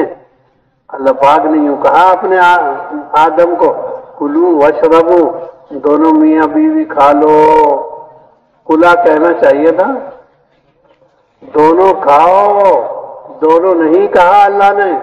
अल्लाह की नजर तो गहरी है, अल्लाह तो आगे तक की बात कह रहे हैं। कुलू वशरबू, खाओ और पियो। क्यों? नस्ल भी तो शामिल है इसमें। 40 लड़के होंगे, 40 लड़की होंगी, और उनसे पूरी दुनिया आबाद होगी, और उनसे पूरी दुनिया का निजाम कायम होगा। ये अवामिर तो कयामत तक के लिए हैं, मुख्तलिफ शक्लों में मुख्तलिफ अहकाम हैं। तो इसलिए पहले दिन से, लेकिन ये भी कह दिया वला तक़रबा, इन दोनों मियां बीवी इसके करीब मत जाना। हमें हुदूद बताई है, खाओ और पियो, फिजूल खर्ची ना करो। इसलिए हमें जिना से भी बचना है, जिना की दवाई से भी बचना है। हमें हर काम में देखना है मेरी हद क्या है। खर्च करने की भी हद है और न करने की भी हद है, सखावत की हद है, फिजूल खर्ची की भी हद है। इसलिए हम तो हदूद की बाकी रखे हुए जिंदगी गुजारेंगे, हुदूद पार नहीं करेंगे, वरना मुल्क का कानून टूट जाएगा। आप अपने मुल्क के हुदूद को छोड़कर दूसरे हुदूद में चले गए। नहीं, माँ का हक माँ का, बाप का हक बाप का, बीवी का हक बीवी का। हर एक के हुकूक की अदायगी है। मदीना मरकज बीजापुर.com। मेरे मोहतरम भाई दोस्तों, বলে আমাকে যেমন मारूफत अल्लाह पाकेर हुकुमगुली पूरा करते হবে। मारूफात क्या समझे? मारूफात का तर्जुमा करो हिंदी उर्दू और बंगाली में बताओ। যে আল্লাহ পাকের যে হুকুমগুলি যেটা আমার জন্য পালনীয়, আমাকে পালন করতে হবে, নেক আমলের যে কাজগুলি এটাকে এমন আমাকে আদায় করতে হবে, সাথে সাথে মুনকারাত যেগুলি নিষিদ্ধ কাজ যেগুলি এটা থেকেও আমাকে আপনাকে বিরত থাকতে হবে। আমি যদি মারুফাতের মধ্যে আল্লাহর হুকুম যেটা পালনীয় এটার মধ্যে আমি থাকি, আবার মুনকারাতের মধ্যেও জড়ায় যাই, যেটা নিষিদ্ধ এটাও আমার দ্বারা হয়, ভাই দোস্ত এটা হবে না। আবার ওই নিষিদ্ধ কাজগুলি যখন আমি করছি তো ভাই দোস্ত যেটা আমার উপর পালনীয় এই কাজগুলি আমার দ্বারা ছুটে যাবে। আরে বলেন যে আল্লাহ রাব্বুল ইজ্জত আদম আলাইহিস সালামকে ওই জান্নাতের মধ্যেই নির্দেশ দিলেন যে কুলু ওয়াশরাবু, যে তোমরা খাও এবং পান করো। এখানে লক্ষণীয় যেটা আদম আলাইহিস সালাম ওনারা তো দুইজন ছিলেন, এখানে দ্বিবচন শব্দ ব্যবহার করা দরকার ছিল যে পাকুলা তোমরা দুইজন খাও এবং পান করো। আল্লাহ বহুবচন কেন ব্যবহার করলেন? শব্দটা বহুবচন কেন? কারণ আল্লাহ পাকের নজর তো অনেক দূরে। আল্লাহ পাকের সামনে আদম আলাইহিস সালামের নসল যে 40 জন ছেলে হবে, 40 জন মেয়ে হবে, এই হুকুম শুধু দুইজনের জন্য না, সবার জন্য। হ্যাঁ ভাই বলে আল্লাহ রাব্বুল ইজ্জত এইভাবে হুকুমও দিয়েছেন, হুদুদও বয়ান করে দিয়েছেন যে আমার এই কাজ করতে হবে, এত কতটুকু করতে হবে, এই কাজ থেকে বাঁচতে হবে, এত কতটুকু বাঁচতে হবে। এই দোস্ত আজিজ বলে এইভাবে মানে দুনিয়ার মধ্যে প্রত্যেকটা জায়গায় আমাকে আল্লাহ তাআলা যে হুকুম দিয়েছেন, হুকুমের সাথে হুদুদ বয়ান করেছেন যে এটা তোমাদের এতটুকু করতে হবে। জেনা বলে জেনা থেকে বাঁচতে হবে, কিন্তু আল্লাহ রাব্বুল ইজ্জত জেনার আগে হুদুদ দিয়ে দিয়েছেন। শুধু জেনা না, জেনার জন্য যে উপকরণগুলি মানুষকে জেনা পর্যন্ত পৌঁছাইতে পারে ওই উপকরণগুলি থেকেও তোমার বাঁচতে হবে, এগুলিকে আল্লাহ তাআলা হারাম করে দিয়েছেন। তাই দোস্ত বলে এইভাবে আমরা দুনিয়ার মধ্যে প্রত্যেকটা কাজে বলে আমি সদকা করব, আমি সাখাওয়াতি করব, দান খয়রাত করব, এটার মধ্যে আল্লাহ তাআলা সীমা দিয়েছেন। আমি এরকম ভালো কাজ করব বলে এটার মধ্যে আল্লাহ তাআলা সীমা দিয়েছেন। বলে এই সীমার মধ্যে থাকা এটাই হচ্ছে বান্দার জন্য হেফাজত। আমি বাংলাদেশের বর্ডারের মধ্যে যতক্ষণ পর্যন্ত আমি আছি তো আমি তাই দোস্ত হেফাজতের মধ্যে আছি, কিন্তু কেউ যদি বাংলাদেশের বর্ডারের বাইরে চলে যায় বলে এই সীমা অতিক্রম করলেই এটা তার জন্য বিপদের কারণ হয়ে দাঁড়াবে। ঠিক এরকম ভাবে ভাই দোস্ত প্রত্যেকটা কাজের মধ্যে আল্লাহ রাব্বুল ইজ্জত আমাকে আপনাকে সীমা দিয়েছেন। আমি আপনি ওই সীমা রেখা যতক্ষণ পর্যন্ত অতিক্রম না করব, ওই সীমা রেখার ভিতরে থাকবো তো আমি আপনি নিরাপদ থাকবো। আর যদি সীমা রেখা অতিক্রম হয়ে যায় বলে এটা আমাকে আপনাকে ওই বিপদের মধ্যে ফেলে দিবে। এই জন্য আল্লাহ রাব্বুল ইজ্জত খাওয়ার কথা বলেছেন, সকলে অনুমতি দিয়েছেন তোমরা খাও পান করো, কিন্তু তোমরা ইসরাফ করো না। যে আল্লাহ তাআলা অনুমতি দিয়েছেন খাদ্য পানীয়ের জন্য, কিন্তু আবার ইসরাফ থেকেও বাঁচতে বলেছেন, দান খরচ করতে বলেছেন, বলে এই পরিমাণ করো, এটারও একটা আল্লাহ পাক হুদুদ বয়ান করে দিয়েছেন, সীমারেখা দিয়ে দিয়েছেন।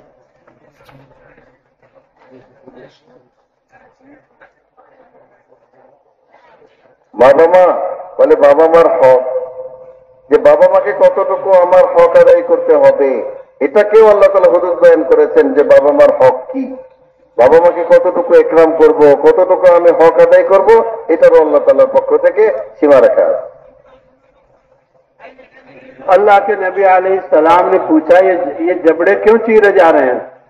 इरशाद फरमाया गया और बताया गया ये झूठ बोलता था, वो झूठ बोलने की वजह से पूरी दुनिया में झूठ मशहूर हो जाता। आदमी बेतहकीक बातें करता है, क्योंकि जो आदमी ऐसा ख्वाब सुनाए जो उसने नहीं देखा उसको हुक्म मिलेगा 2 जौ में गांठ लगाओ, जौ के 2 दाने ले लो और इसमें गिरे लगा लो। ख्वाब सुनाता है इसलिए ताकि लोगों को हंसाए, क्योंकि तस्वीर खींचता है, कयामत में अल्लाह पाक हुक्म देंगे इसमें रूह डालो। हमें झूठी बात नहीं कहनी, हदीस पाक में आता है आदमी के झूठा होने के लिए ये बहुत है जो सुने वो कह दे। आज सारा निजाम इसी पर चल रहा है। बस एक घर बस सीखा है, यूं करते रहते हैं, यूं करते रहते हैं, यूं करते। क्या तलाश कर रहे? आयतल कुर्सी देख रहे, हदीस कुर्सी देख रहे, बस इधर फिराएंगे, इधर फिराएंगे, उल्टा घुमाएंगे, चारों सिमतों में झूठ मिलेगा। तुम्हारे जैसे किसी एक ने डाल दिया है, ढूंढो। आंख के देखने में चूक हो सकती है, कान के सुनने में चूक हो सकती है, जबान के बोलने में चूक हो सकती है। ये क्या है? ये क्या है? कुरान पढ़, हदीस पढ़, नबी को जो है, नबी की बात सुन, कुरान की बात सुन। हम तो सच्ची बात करेंगे। वरना ये जबान दो तालों के अंदर है, दो शटर हैं। एक शटर दांतों का, दूसरा शटर है होंठों का। तो शटर के अंदर बंद कर रखी है, लेकिन फिर भी डसती रहती है। दो शटर लगा रखे दांत के, एक मजबूत है और दो होंठों, फिर भी कुछ ना कुछ गड़बड़ करती रहती है। इसलिए किताबों में लिखा है, इसका जुर्म तो बड़ा है, जिस्म छोटा है। हजरत मौलाना यूसुफ साहब रहमतुल्लाह अलैह फरमाते थे, सारा जिस्म इस जबान से पनाह मांगता है, ढंग से रहना, वरना तू तो अंदर छुप जाएगी, सबकी पूरे जिस्म की पिटाई हो जाएगी। तू तो बात कह के अलग हो जाएगी। जुमलों पे लड़ाइयां होती हैं, जुमलों पे सुलह हो जाती है। यूं कि कयामत में बड़ा मर्तबा दिया जाएगा एक आदमी को, वो कहेगा मुझे तो इतना मर्तबा नहीं मिलना चाहिए था। यूं कि तूने एक जुमला बोल दिया था, उस जुमले की वजह से आपस में मोहब्बत हो गई, कौम में जोड़ पैदा हो गया। यूं कि मैंने तो इतना बड़ा गुनाह नहीं किया, मुझे इतनी सजा क्यों दी जा रही है? बताया जाएगा, एक जुमला बोल दिया, कौम में लड़ाई हो गई। एक जुमला बोल दिया, नमाजियों में लड़ाई हो गई। एक जुमला बोल दिया, दावत वालों में और मोहब्बत वालों में और कराबत वालों में अलहदगी हो गई। जुमलों पर फैसले होते हैं। निकाह क्या है? निकाह क्या है? निकाह में जुमले तो होते हैं। तलाक क्या चीज है? अब गजुल मुबाहात तलाक, तलाक क्या है? इसलिए बहुत सोच समझकर बोलना है। मुझे क्या कहना है, क्या नहीं कहना, मुझे क्या करना है, क्या नहीं करना। मैं बावला नहीं हूं, क्योंकि समझदार आदमी की अकल उसके काबू में, उसकी जबान काबू में होती है, और बेसमझ आदमी जबान उस पर काबिज होती है। हम ये देखें, मैं कौन सी बिरादरी का आदमी हूं, मेरी जबान मेरे काबू में है, गलती हो जाएगी, इस्तिग़फ़ार है, लेकिन हर गलती का इस्तिग़फ़ार अलग अलग है। तू तलाक दे चुका, अब इस्तिग़फ़ार पढ़ता रहे, अब क्या है? अब हो गए जो कुछ होना था। उसका एक रास्ता है। इसलिए हमने दावत के काम को छोड़ा है, ये सबसे बड़ा गुनाह है। हमने दावत की मेहनत को छोड़ा है, ये सबसे बड़ा गुनाह है। इसका इस्तिग़फ़ार ये है कि मैं सारी जिंदगी इसमें लगाने का इरादा करूं और अब तक जो कुछ हो चुका मुझसे माफी मांगू। ये जबान का बोल है, जबान पर फैसले होंगे, इसलिए सोच समझकर बोलना है। मेरे जुमले से क्या बनेगा? मुझे अल्लाह ने ये जबान दी है, लोगों में मोहब्बत पैदा हो जाए।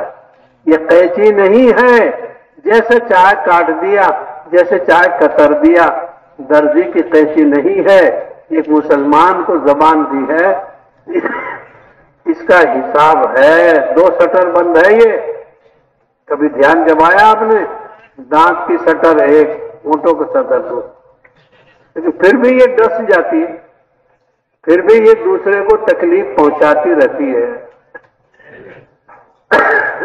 चलो তবে বলেন মেরে ভাই দোস্ত, যে তৃতীয় ব্যক্তি সম্পর্কে জিজ্ঞেস করা হইল, যার মুখ চিরা হচ্ছিল যে কেন এই শাস্তি, বলা হইল যে এই ব্যক্তি দুনিয়াতে মিথ্যা কথা বলে দিত, আর এই মিথ্যাই দুনিয়ার মধ্যে প্রচলিত হয়ে যেত। মেরে ভাই দোস্ত, এই জন্য এই ঝুটা কথা, মিথ্যা কথা বলা থেকে বাঁচা। এমনকি হাদিসের মধ্যে আসছে যে তাহকিক ছাড়া একটা মানুষ কারো থেকে কোনো কথা শুনলো, আর এটাকে সে চালায় দিল, বলতে শুরু করলো, তার মিথ্যাবাদী হওয়ার জন্য এতটুকুই যথেষ্ট যে সে তাহকিক ছাড়া কথা চালায় দিচ্ছে। ভাই দোস্ত আজিজ, আমাকে আপনাকে আল্লাহ তাআলা যে জবানটা দিয়েছেন, এই জবান ওই ছোট একটা অংশ, হাদিসের মধ্যে আসছে যে এটার টুকরাটা তো অনেক ছোট, কিন্তু এটা থেকে যে গুণাগুলি বের হয়, এই গুণাগুলি ছোট না, সবচেয়ে বড় বড় গুণা এই জবানের দ্বারা বের হয়। এই জন্য আল্লাহ রাব্বুল ইজ্জত জবানকে সংরক্ষণ করার জন্য দুইটা বাউন্ডারি দিয়ে দিয়েছেন, দুইটা আমাকে এখানে আটকানোর জন্য আমাকে দুইটা বাউন্ডারি দিয়ে দিয়েছেন। একটা হচ্ছে শক্ত আর একটা হচ্ছে নরম। এই দুইটা কি? এক হচ্ছে ঠোঁট আর এক হচ্ছে আমার দাঁত। ইউসুফ সাহেব রহমতুল্লাহ আলাইহি বলতেন যে এই জবান থেকে পুরা শরীর তার কাছে পানা চায় যে তুমি একটু ভালোভাবে চইলো, তুমি একটু সংযত হইয়া ব্যবহার হইও, তোমার জবান থেকে সংযত কথাবার্তা যেন বের হয়, না হলে ভুল তো তুমি করবা কিন্তু পিটাই তোমার উপর আসবে না, তুমি তো ভুল করে ভিতরে চলে যাবা, পিটাই তো আমার পুরো শরীরের উপর আসবে। এই জন্য ভাই দোস্ত, আজকে এক বড় বেধি আমাদের সমাজের মধ্যে ছড়ায় গেছে যে এক টাচ মোবাইল আমাদের হাতে চলে আসছে, তো একবার এদিকে একবার ওদিকে সারাদিন এই মোবাইল, এটা আমাদের হাতের মধ্যে থাকে। এটার মধ্যে আছে কি? এটার আদ্যপান্ত পুরোটার মধ্যে মিথ্যা আর মিথ্যা, এটার মধ্যে ভুল আর ভুল। কোন একজন ব্যক্তি আপনার মতো কোন এক জায়গা থেকে কোন একটা জিনিস শুনছে আর এটার মধ্যে চালাই দিচ্ছে, আর এই কথাগুলি, এই ভুল কথাগুলি দুনিয়ার মধ্যে চলতেছে। অথচ মানুষের কখনো চোখও ভুল দেখতে পারে, মানুষের কানও ভুল শুনতে পারে, মানুষের দিমাগও কখনো ভুল চিন্তা করতে পারে। একটা জিনিস শুনলো আর শোনা মাত্র कुछ हदीस में आता है कि आदमी की शक्ल बनाकर शैतान आता है और आदमी से कहता है, मजमे में कहता है वो, और आदमी जब उसकी बात सुनने के बाद कहता है मैं पहचानता हूं उसकी शक्ल, मैं पहचान लूंगा अगर उसको देखूंगा।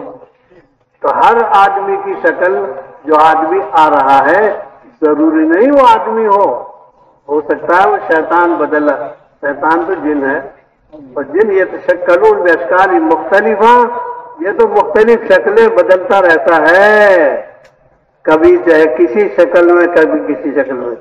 हर कहने वाले की बात का यकीन मत करो जब तक तसल्ली न करो, इसलिए कि तसल्ली करना मुस्तकिल काम है। বড় জরুরি কথা বললেন যে দেখেন, অনেক সময় আমরা কোনো আমাদের পরিচিত ব্যক্তিদেরকে কোনো ভুল করতে দেখে ফেলি, আর তাকে ভুল করতে দেখে আমরা এটাকে বিশ্বাস করে ফেলি যে এই ব্যক্তিতে অন্যায় করে ফেলছে, তার দ্বারা এই ভুল হচ্ছে, সে এই গলতি করছে। অথচ একজন ব্যক্তি জিন্নাত কখনো তার সুরত ধরে দুনিয়ার মধ্যে এই কাজটা করে ফেলতে পারে, কখনো জিন্নাত বিভিন্ন শেকেল ধরে, ওই শেকেলের মধ্যে তার সুরতে কোনো কাজ করলো আর আমি এটা দেখলাম, আমি দেখে ওই ব্যক্তি মনে করে তার কথাগুলিকে ধরাই দিচ্ছি, অথচ আসলে এই ব্যক্তিতে এমন কাজ করে নাই। ভাই দোস্ত দেখেন, এই যে জবান, এই জবান বড় হিসাব করে আমাদেরকে ব্যবহার করতে হবে, কারণ এই জবানের প্রত্যেকটা শব্দের মূল্যমান এগুলি আমাদের বুঝতে হবে। একটা শব্দ সে তালাক বলেছে, তো তালাক বলার কারণে একটা হালাল সম্পর্ক চিরদিনের জন্য হারাম হয়ে যাচ্ছে, একটা হালাল সম্পর্ক হারাম হয়ে যাচ্ছে। শুধু একটা শব্দ সে কবুল বলেছে, শুধু এই কবুল বলার কারণে একটা শব্দ, এটার দাম কতটুকু, মূল্য কতটুকু, সম্পূর্ণ হারাম একটা জিনিস তার জন্য হালাল হয়ে যাচ্ছে। ভাই দোস্ত আজিজ, এই জন্য আমাকে আপনাকে এই শব্দের ব্যবহারের ক্ষেত্রে, যে জবান ব্যবহারের ক্ষেত্রে অনেক হিসাবি হইতে হবে, অনেক হিসাব করতে হবে। কারণ দুনিয়ার মধ্যে মানুষ কখনো কখনো এমন কিছু শব্দ সে বলে ফেলে যেটাকে সে চিন্তাই করে না যে এটার দ্বারা সমাজে কত ভয়াবহ ফাসাদ, কত বিপর্যয় সৃষ্টি হতে পারে। সে একটা কথা, শোনা কথা, অথবা তাহকিক ছাড়া কথা, অথবা বেঢঙ্গা পানির সাথে একটা কথা বলে দিল। এই কথাটা বলার কারণে একটা পরিবারের মধ্যে ফসাদ হয়ে যেতে পারে, পরিবার ভেঙে যেতে পারে। এই কথা বলার কারণে তবলিগওয়ালার সাথে তাদের মধ্যে কত মহব্বত, কত জামাতের মধ্যে মহব্বত, একটা শব্দের ব্যবহারের কারণে এই মহব্বতের সম্পর্ক ভেঙে খান খান হয়ে যেতে পারে। মেরে ভাই আজিজও, আবার একটা শব্দের কারণে অনেক ভাঙা সংসার জোড়া লেগে যেতে পারে। একটা শব্দের কারণে অনেক ভাঙা হৃদয় জোড়া লেগে যেতে পারে। একটা শব্দের কারণে মানুষের জন্য বহুত বড় কল্যাণ বয়ে নিয়ে আসতে পারে একটা শব্দ মানুষের।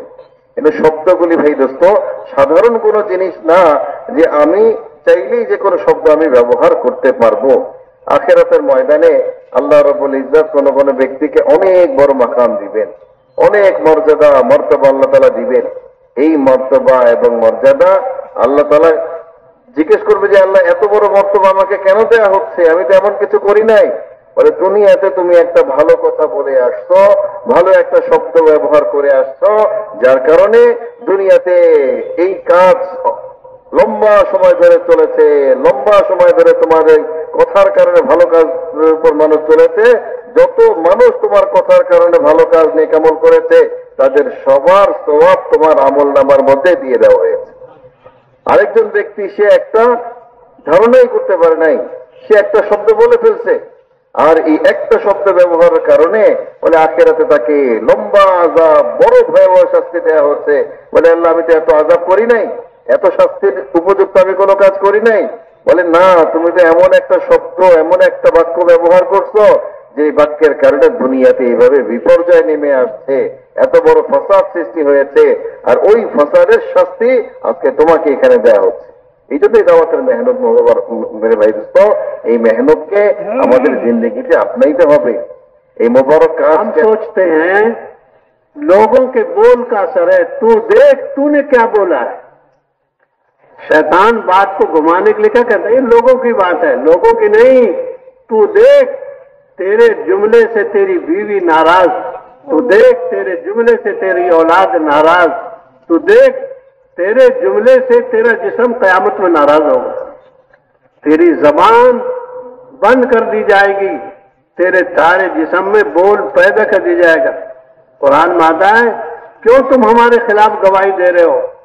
तो ये जबान बंद करके हाथ पैर कहेंगे, जिस खुदा ने जबान में गोयाई पैदा की है वही हाथ में, वही पैर में, वही दूसरी जिस्मों में बोलने की ताकत पैदा कर देगा। हम सोचे मैंने क्या बोला है, मेरी वजह से क्या हुआ है, दूसरों पे नहीं, अपना मामला सोचे आदमी। मैं मेरी सोचूं, आप अपनी सोचो। ये सोच को बड़ा दखल है, सोच को बड़ा दखल है। मैंने ये जुमला बोला है, अब तौबा करूं, इस्तिग़फ़ार करूं, आइंदा ध्यान करूं, इसलिए कि गलती तो शैतान से हुई, वो गलती करने के बाद तौबा नहीं कही, चूक हो गई, आदम अलैहिस्सलाम से रो लिए, अल्लाह के करीब बन गए। तो हम शैतान नहीं हैं कि चूक होने के बाद रोएंगे नहीं, हम तो इंसान हैं, हमारे अब्बा रोए हैं, हम भी चूक होने के बाद रोएंगे। आदमी अपने आप को रोने वाला बनाए खुदा के आगे, ये नहीं फला तुज़क्कू अनफुसकुम, मुझसे नहीं हो सकती। हर नमाजी से सजदा सहू होता है, किसी से कम होता है, किसी से ज्यादा होता है। तू जनाजे की नमाज नहीं पढ़ता कि हमेशा चाहे सजदा सहू होगा नहीं, तू तो फर्ज नमाजें पढ़ता है, नफिल पढ़ता है, सुन्नत पढ़ता है, वाजिबात पढ़ता है। चूक तो होगी, कभी वाजिब में चूक होगी, कभी फर्ज में चूक होगी, कभी सुन्नत में चूक होगी, कभी तुझसे कुछ होगा, कभी कुछ होगा। हम तो भाई चूक वाले इंसान हैं, चूक से बने हैं, भूल से बने हैं, लिहाजा हम तो माफी मांगते हैं। यूनुस अलैहिस्सलाम ने माफी मांगी, अल्लाह ने निजाम बदल दिया। यूनुस अलैहिस्सलाम की कौम ने माफी मांगी, अल्लाह ने निजाम बदल दिया। माफी तो बहुत बड़ी नेमत है, माफी मांगना नेक लोगों का काम है। जी তবে বলেন ভাই দোস্ত, আমরা সমাজের মধ্যে এটা অনেক প্রচলিত, একটা কথা যখন বলে ফেলি তখন এটা অন্যের নামে চালায় দেয় যে লোকেরা এরকম বলে, মানুষ এরকম বলে। না, এইভাবে কথা ছড়ানো যে মানুষ বলে, লোকেরা বলে, আর আমি বলে ফেললাম, বলে এত সস্তা কথা না। বলে মানুষ কি বলে আর লোকেরা কি বলে এটার হিসাব আমার করার জিম্মাদারি না। আমার তো আমার কথার হিসাব করতে হবে যে আমার কথার কি তাসির মানুষের মধ্যে পড়ছে। আমার পরিবার আমার কথার কারণে নারাজ, হ্যাঁ, আমার আপনজন পাড়া প্রতিবেশী আমার কথার কারণে নারাজ। আমার কথার হিসাব আমি করি না যে আমার কথার কারণে কি তাসির পড়তেছে, কি প্রভাব সৃষ্টি হচ্ছে। আমি অন্যের কথার আওয়াজগুলি আমি বলে বেড়াচ্ছি বেলা তাহকিক। মেরে ভাই দোস্ত, আজকে যে জবান কথা বলছে, বলে কালকে সেই জবান বন্ধ হয়ে যাবে। কাল হাসরের মাঠে মানুষ যখন দাঁড়াবে, আল্লাহ রাব্বুল ইজ্জত তার জবানকে বন্ধ করে দিবে আর প্রত্যেকটা অঙ্গ প্রত্যঙ্গকে কথা বলার হুকুম দিয়ে দিবে। তো যে অন্যায়গুলি করেছে, ভুলগুলি করেছে, তো তার পা সাক্ষী দিতে থাকবে, তার হাত সাক্ষী দিতে থাকবে, চোখ বলতে থাকবে, তার মেরে ভাই দোস্ত চামড়াগুলি তার বিরুদ্ধে সাক্ষী দিতে থাকবে। এই জন্য ভাই আজকে আল্লাহ তাআলা আমাদেরকে জবান ব্যবহারের স্বাধীনতা দিয়েছেন। তার মানে আমি লাগাম ছাড়া কথা বলবো, তাহকিক ছাড়া কথা বলবো, এটার জন্য না। আমার দ্বারা তো ভাই দোস্ত ভুল হয়ে যেতে পারে। ভুল হওয়া এটা মানুষের জন্য স্বাভাবিক। মানুষের ভুল হবে, মানুষের ভুল হয়ে যেতে পারে, কিন্তু এই ভুলের মাসুল কিভাবে দিতে হবে। দেখেন আদম আলাইহিস সালাম, নবীনা আদম আলাইহিস সালাম, ওনার দ্বারাও ভুল হয়েছে, শয়তানের দ্বারাও ভুল হয়েছে। কিন্তু শয়তান ভুল হওয়ার পরে তারা তওবা নসিব হয় নাই, সে আর তওবা করতে পারে নাই। কিন্তু আদম আলাইহিস সালাম উনি ভুল করার পরে 40 বছর টানা কান্নাকাটি করেছেন, ওনার ভুলকে আল্লাহর কাছে মাফ করেছে। আমাদের ভুল হবে, ভুল হবে না এরকম না, মানুষ মানেই তার ভুল হবে। আর ভুল হয় বলেই তো নামাজের মধ্যে সহজেজদা দিতে হয়। কে এমন আছে যার নামাজের মধ্যে সহজেজদা দিতে হয় না? বলে এটা কি জানাজার নামাজ, যে জানাজার নামাজ পড়লে তার সহজেজদা নাই? বলে যার ফরজ নফল ওয়াজিব নামাজ আছে তার ভুল হবেই। কখনো ফরজ ছুটে যাবে, কখনো ওয়াজিব ছুটে যাবে। ভাই দোস্ত, এই ভুলের জন্য আমাকে আল্লাহর কাছে রোনাজারি করতে হবে, আল্লাহর কাছে অনুতপ্ত হইতে হবে, আল্লাহ পাকের কাছে কাঁদতে হবে যে আমার ভুল হয়ে গেছে। ভাই দোস্ত, যখন আমি আপনি আল্লাহ পাকের কাছে ভুল স্বীকার করব, ভুলকে মেনে নিব, ভুলকে স্বীকার করে চলা শিখবো, বলে এটা হচ্ছে সাআদাত মান্দি, আমার আপনার জন্য সৌভাগ্য। যারা ভাগ্যবান মানুষ তাদের জন্য এটা নসিব হয়। বদবখ মানুষের এটা নসিব হয় না যে তারা ভুলকে মানতে পারে না, তারা ভুলকে স্বীকার করতে পারে না। এই জন্য ভাই বলে এই যে ইউনূস আলাইহিস সালাম আমাদের নবী, উনি ওনার কওমকে ছেড়ে চলে গেলেন। তো ওনার কওমের উপর যে আযাব অবধারিত ছিল, আযাব চলে আসছিল, আযাব চলে আসা সত্ত্বেও আল্লাহ তাআলা এই আযাবকে কেন উঠায় নিলেন? কারণ ওনার কওম যখন আযাব দেখেছে সাথে সাথে তারা আল্লাহর দিকে নীত হলেন, আল্লাহর দিকে নত হয়ে গেলেন, আর আল্লাহর কাছে তওবা করলেন যে আল্লাহ, বাস্তবে আমাদের ভুল হয়ে গেছে, আমাদের ভুল হয়ে গেছে, আপনি আমাদেরকে মাফ করে দেন। আল্লাহ তাআলা এই ভুল স্বীকার করার কারণে যে আযাব দিয়ে তাদেরকে ধ্বংস করে দেওয়ার কথা ছিল, ওই আযাবকে আল্লাহ তাআলা আসমানের মধ্যে উঠাই নিয়ে গেলেন। এই জন্য আমার ভাই দোস্ত, আমার আপনার ভুল হবে, কিন্তু ভুল হওয়ার পরে ভুল স্বীকার করতে হবে, আল্লাহর কাছে মাফ চাইতে হবে। হযরত এর আগে বলতেছিলেন, দেখেন কিছু কিছু ভুল আমরা অজান্তে অবহেলায় করে ফেলি, সেটাকে তেমন একটা গুরুত্ব দেই না। সব ভুলের কি ইস্তেগফার করলে সব ভুল মাফ হয়ে যাবে? হ্যাঁ, বলে একজন ব্যক্তি বিবিকে তালাক দিয়ে ফেলছে, এখন তালাক দিয়ে যদি ইস্তেগফার করে তাহলে কি এই তালাকের মাসলা শুধরায় যাবে? বলে প্রত্যেকটা ভুলের আলাদা মাসুল আছে, আলাদা পন্থায় এটাকে মাফ করাইতে হবে।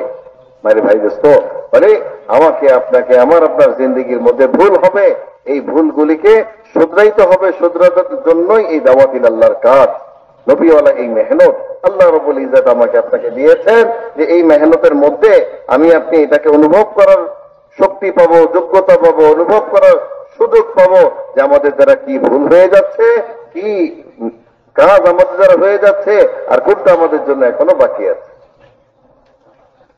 अल्लाह के नबी अलैहिस्सलाम ने फरमाया, वो क्या था बाग, फरमाया आम मुसलमान ईमान बचा के ले जाएंगे, आम मुसलमानों की जन्नत थी वो, आम मुसलमानों।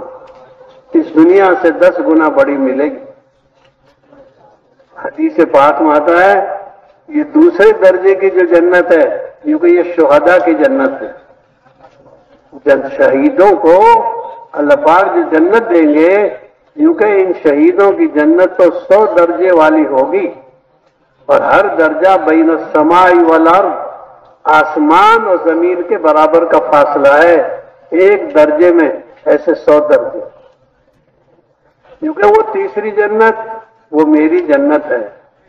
अल्लाह के नबी अलैहिस्सलाम जन्नत भी देखकर आए, दोज़ख भी देखकर आए। हजरत मौलाना यूसुफ साहब रहमतुल्लाह अलैह फरमाते थे, हमने बीना नबी का हाथ पकड़ा है, नाबीना नबी का हाथ नहीं पकड़ा।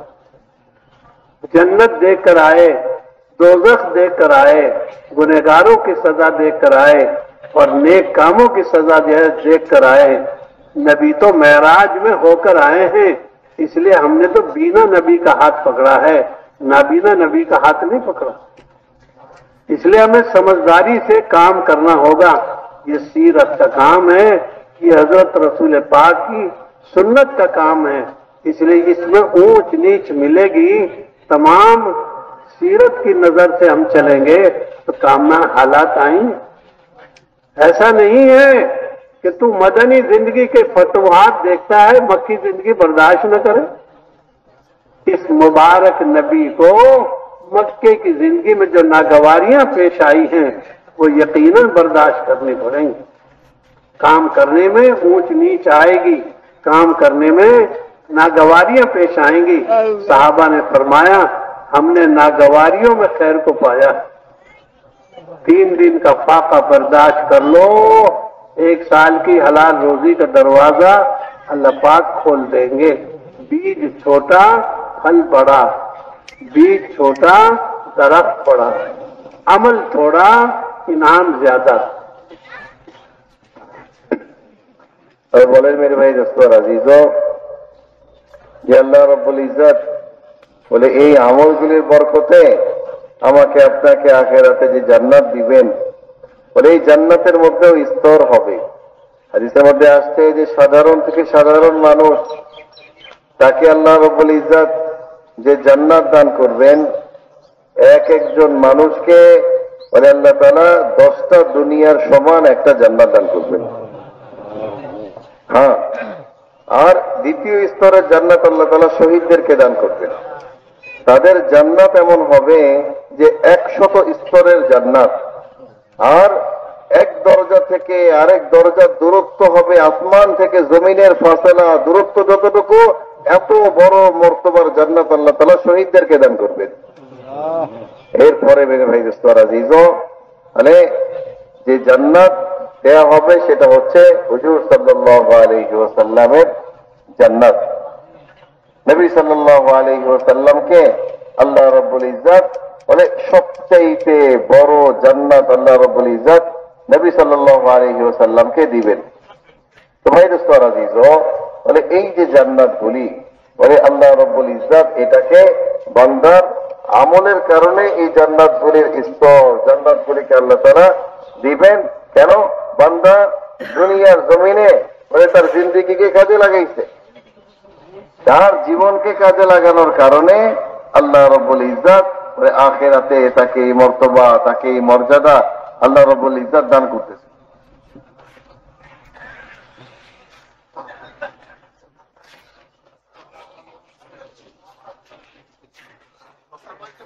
বলতেছিলেন ভাই দোস্ত যে এই যে নবীওয়ালা কাজের মধ্যে আল্লাহ রাব্বুল ইজ্জত আমাকে আপনাকে লাগাইছেন বড় মেহেরবানি করে, এই কাজ সবসময় একটা গতিতে চলবে না, কাজের মধ্যে উঁচা নিচা আসবে, বিভিন্ন ধরনের অবস্থা তৈরি হবে, বিভিন্ন ধরনের হালত আসবে। আমি যদি শুধু মাদানী জিন্দেগি দেখি, রাসূল সাল্লাল্লাহু আলাইহি সাল্লামের মদিনার মধ্যে শুধু বিজয় আর বিজয়, এক একটা দেশ থেকে দেশ বিজয়, বলে এই বিজয়ের জিন্দেগি যদি আমি দেখি, আমি তো এই ময়দানে চলতে পারবো না।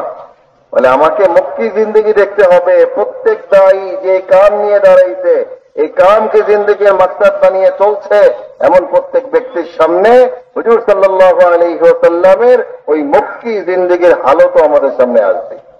হ্যাঁ, এই হালতের মধ্যে ভাই দোস্ত আমাকে আপনাকে বরদাস্ত করতে হবে, এই হালতের মধ্যে চৌকান্নার সাথে আমাকে আপনাকে সবর করতে হবে।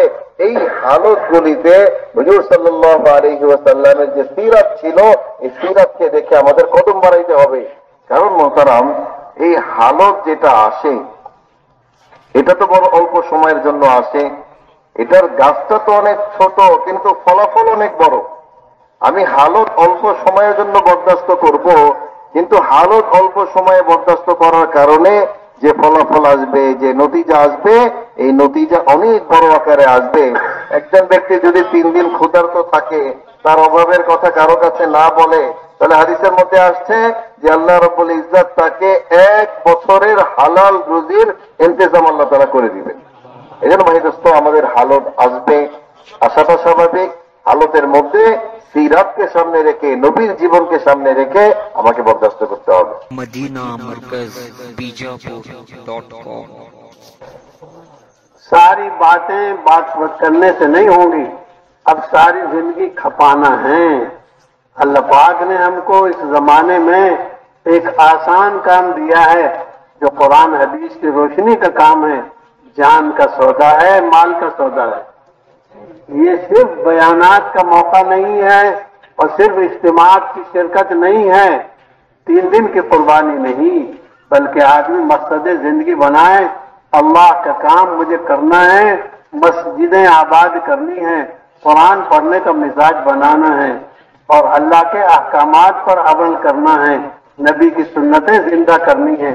इस काम के लिए मेरी सारी जिंदगी लग जाए और खुदा मुझसे राजी हो जाए और मुझे खुदा जहन्नम से बचा ले और खुदा जन्नत की कामयाबी दे दे, मेरी बुनियादी कामयाबी। इसलिए हम तो आप फैसला करके उठें और ये फैसला तय करें, आज तक की 40 साल की जिंदगी, 50 साल की जिंदगी जो मेरी गुजर गई, अल्लाह से माफी मांगूं।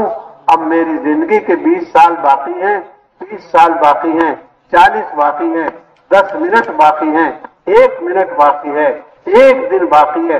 वो रज़ा इलाही में लग जाए और जो हो गया अल्लाह से माफी मांगूं। ये चीजें बुनियादी हैं। अगर सही चलने वाला आहिस्ता आहिस्ता चलेगा, मंजिल पर आ जाएगा, और गलत चलने वाला तेजी से भी चलेगा तो दूर जाए। मकसद जिंदगी, हम अंबिया की जिंदगी को जिंदा करेंगे।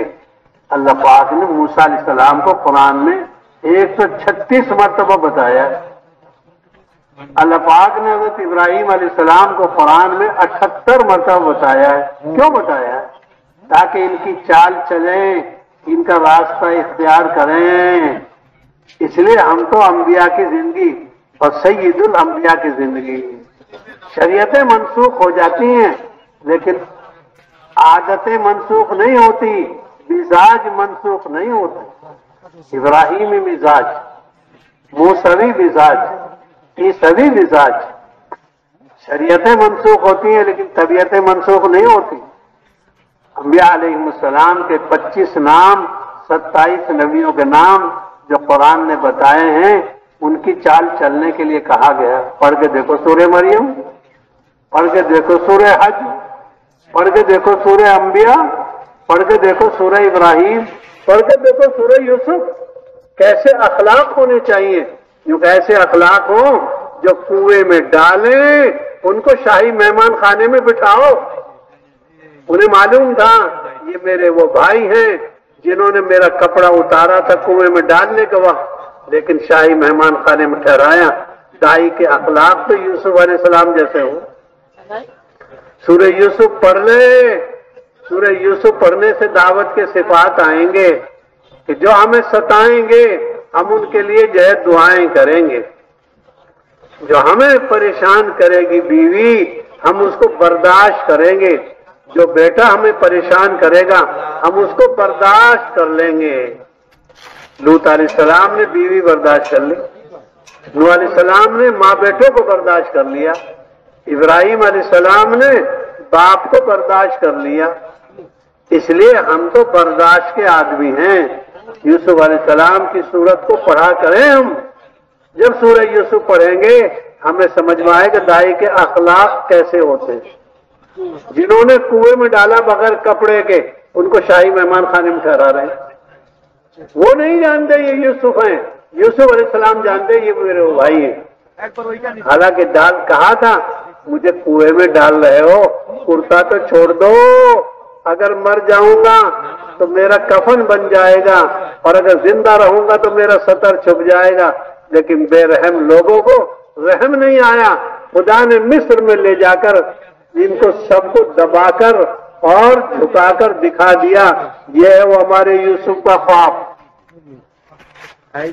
इसलिए मेरे बुजुर्गों, दावत के अंदर दबकर चलना है। दाना दबता है तो अंगूर बनता है। जो दरख्त का दाना दब जाएगा, जो बीज दब जाएगा, वही गुलजार बनेगा। हमें दबना है। आदमी सजदे में दब जाता है, खुदा के यहाँ वजन बढ़ जाता है। जी বলেন মেরে ভাই দোস্ত আর আজিজও, আমরা যে বয়ানগুলি শুনছি, বয়ানগুলি করছি, দাওয়াতিল্লাহর মেহনত এই শোনার বলা পর্যন্ত না, বরং এটা আমাদের জিন্দেগিতে ধারণ করতে হবে, আমাদের জিন্দেগির মধ্যে বাস্তবায়ন করতে হবে। বলে এই কাজ মেরে ভাই দোস্ত আমার আপনার জিন্দেগির মাকসাদ, হায়াতের মাকসাদ মানে এই কাজ করতে হবে। এটা ফয়সালা করতে হবে যে আমি নবী সাল্লাল্লাহু আলাইহি ওয়াসাল্লাম ওয়ালা এই মুবারক মেহনত আমার জিন্দেগির মাকসাদ বানাবো। আমার জীবন থেকে 40টা বছর চলে গেছে, আমার জীবন থেকে 50 বছর চলে গেছে, 60 বছর চলে গেছে। বলে হয়তো আমার জীবনের আর 10 বছর বাকি, 20 বছর বাকি, কারো বা 10 মিনিট জীবনের সময় বাকি আছে।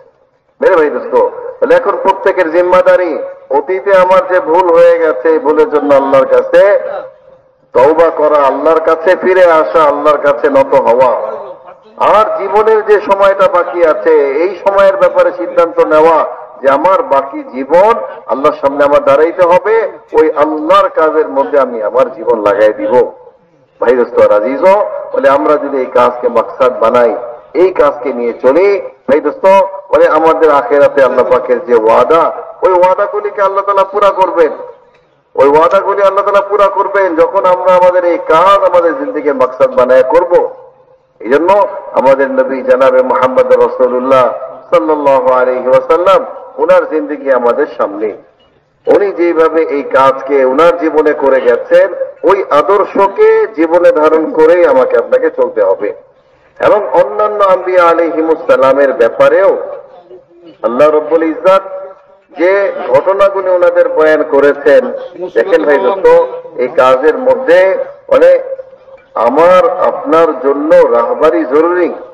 আল্লাহ পাক নবীদেরকে, হযরত মুসা আলাইহিস সালামকে আল্লাহ পাক 136 বার আল্লাহ খেতাব করেছেন, লক্ষ্য করে বিভিন্ন আল্লাহ তাআলা হিদায়াত দিয়েছেন। ইব্রাহিম আলাইহিস সালামকে আল্লাহ রাব্বুল ইজ্জত 78 বার আল্লাহ তাআলা খেতাব করে লক্ষ্য করে বলেছেন যে ইব্রাহিম এইভাবে করো, এইভাবে করো। তো এই ময়দানের মধ্যে রাহবারি, আল্লাহর পক্ষ থেকে নির্দেশনা, এটা তো বহুত বড় জরুরি ভাই দোস্ত।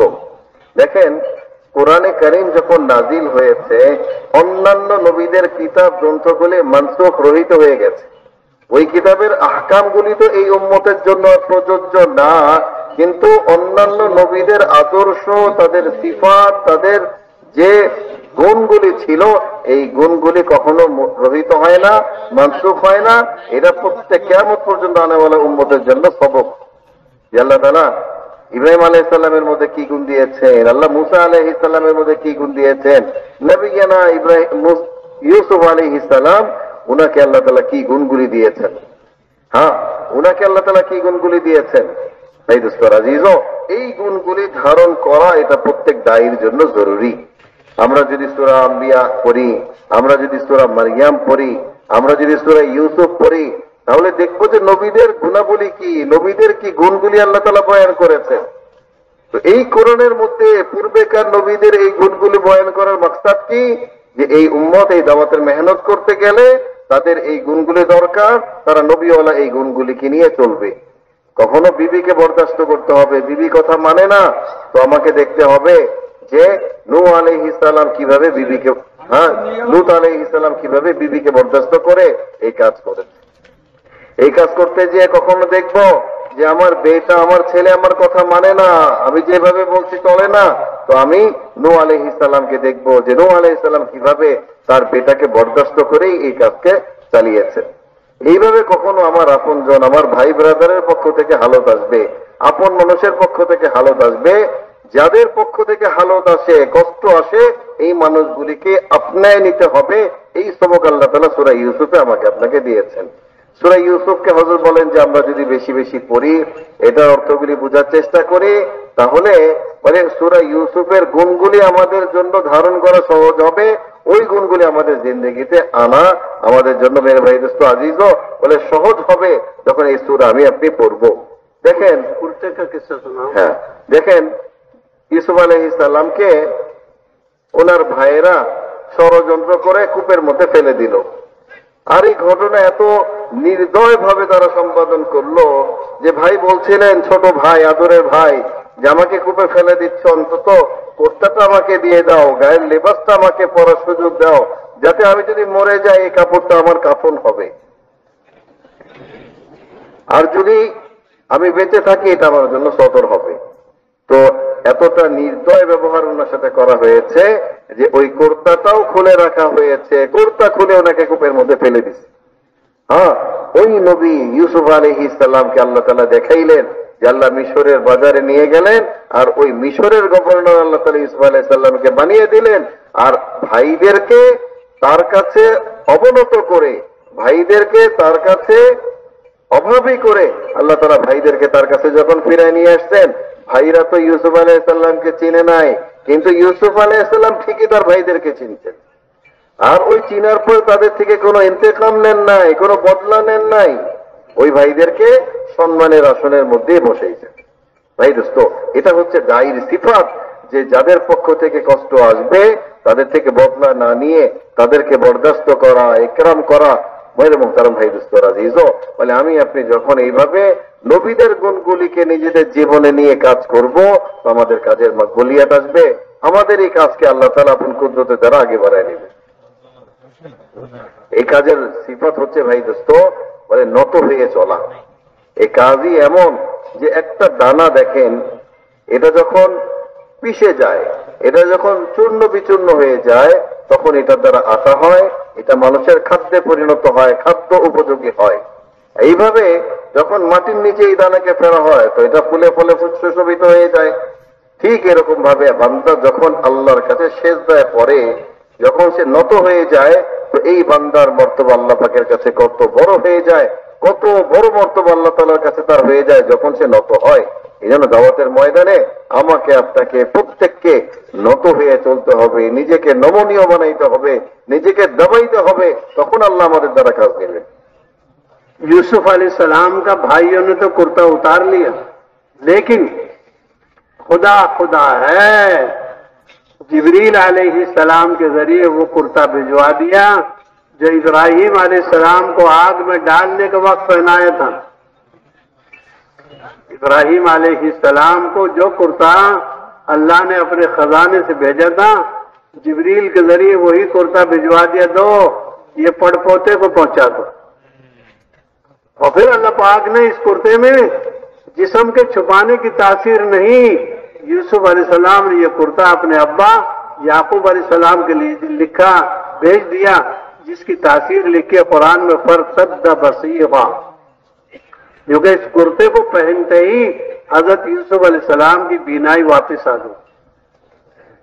सारे हालात आएंगे, सारी ऊंच नीच होगी, खुदा की मदद पर हक चीज है।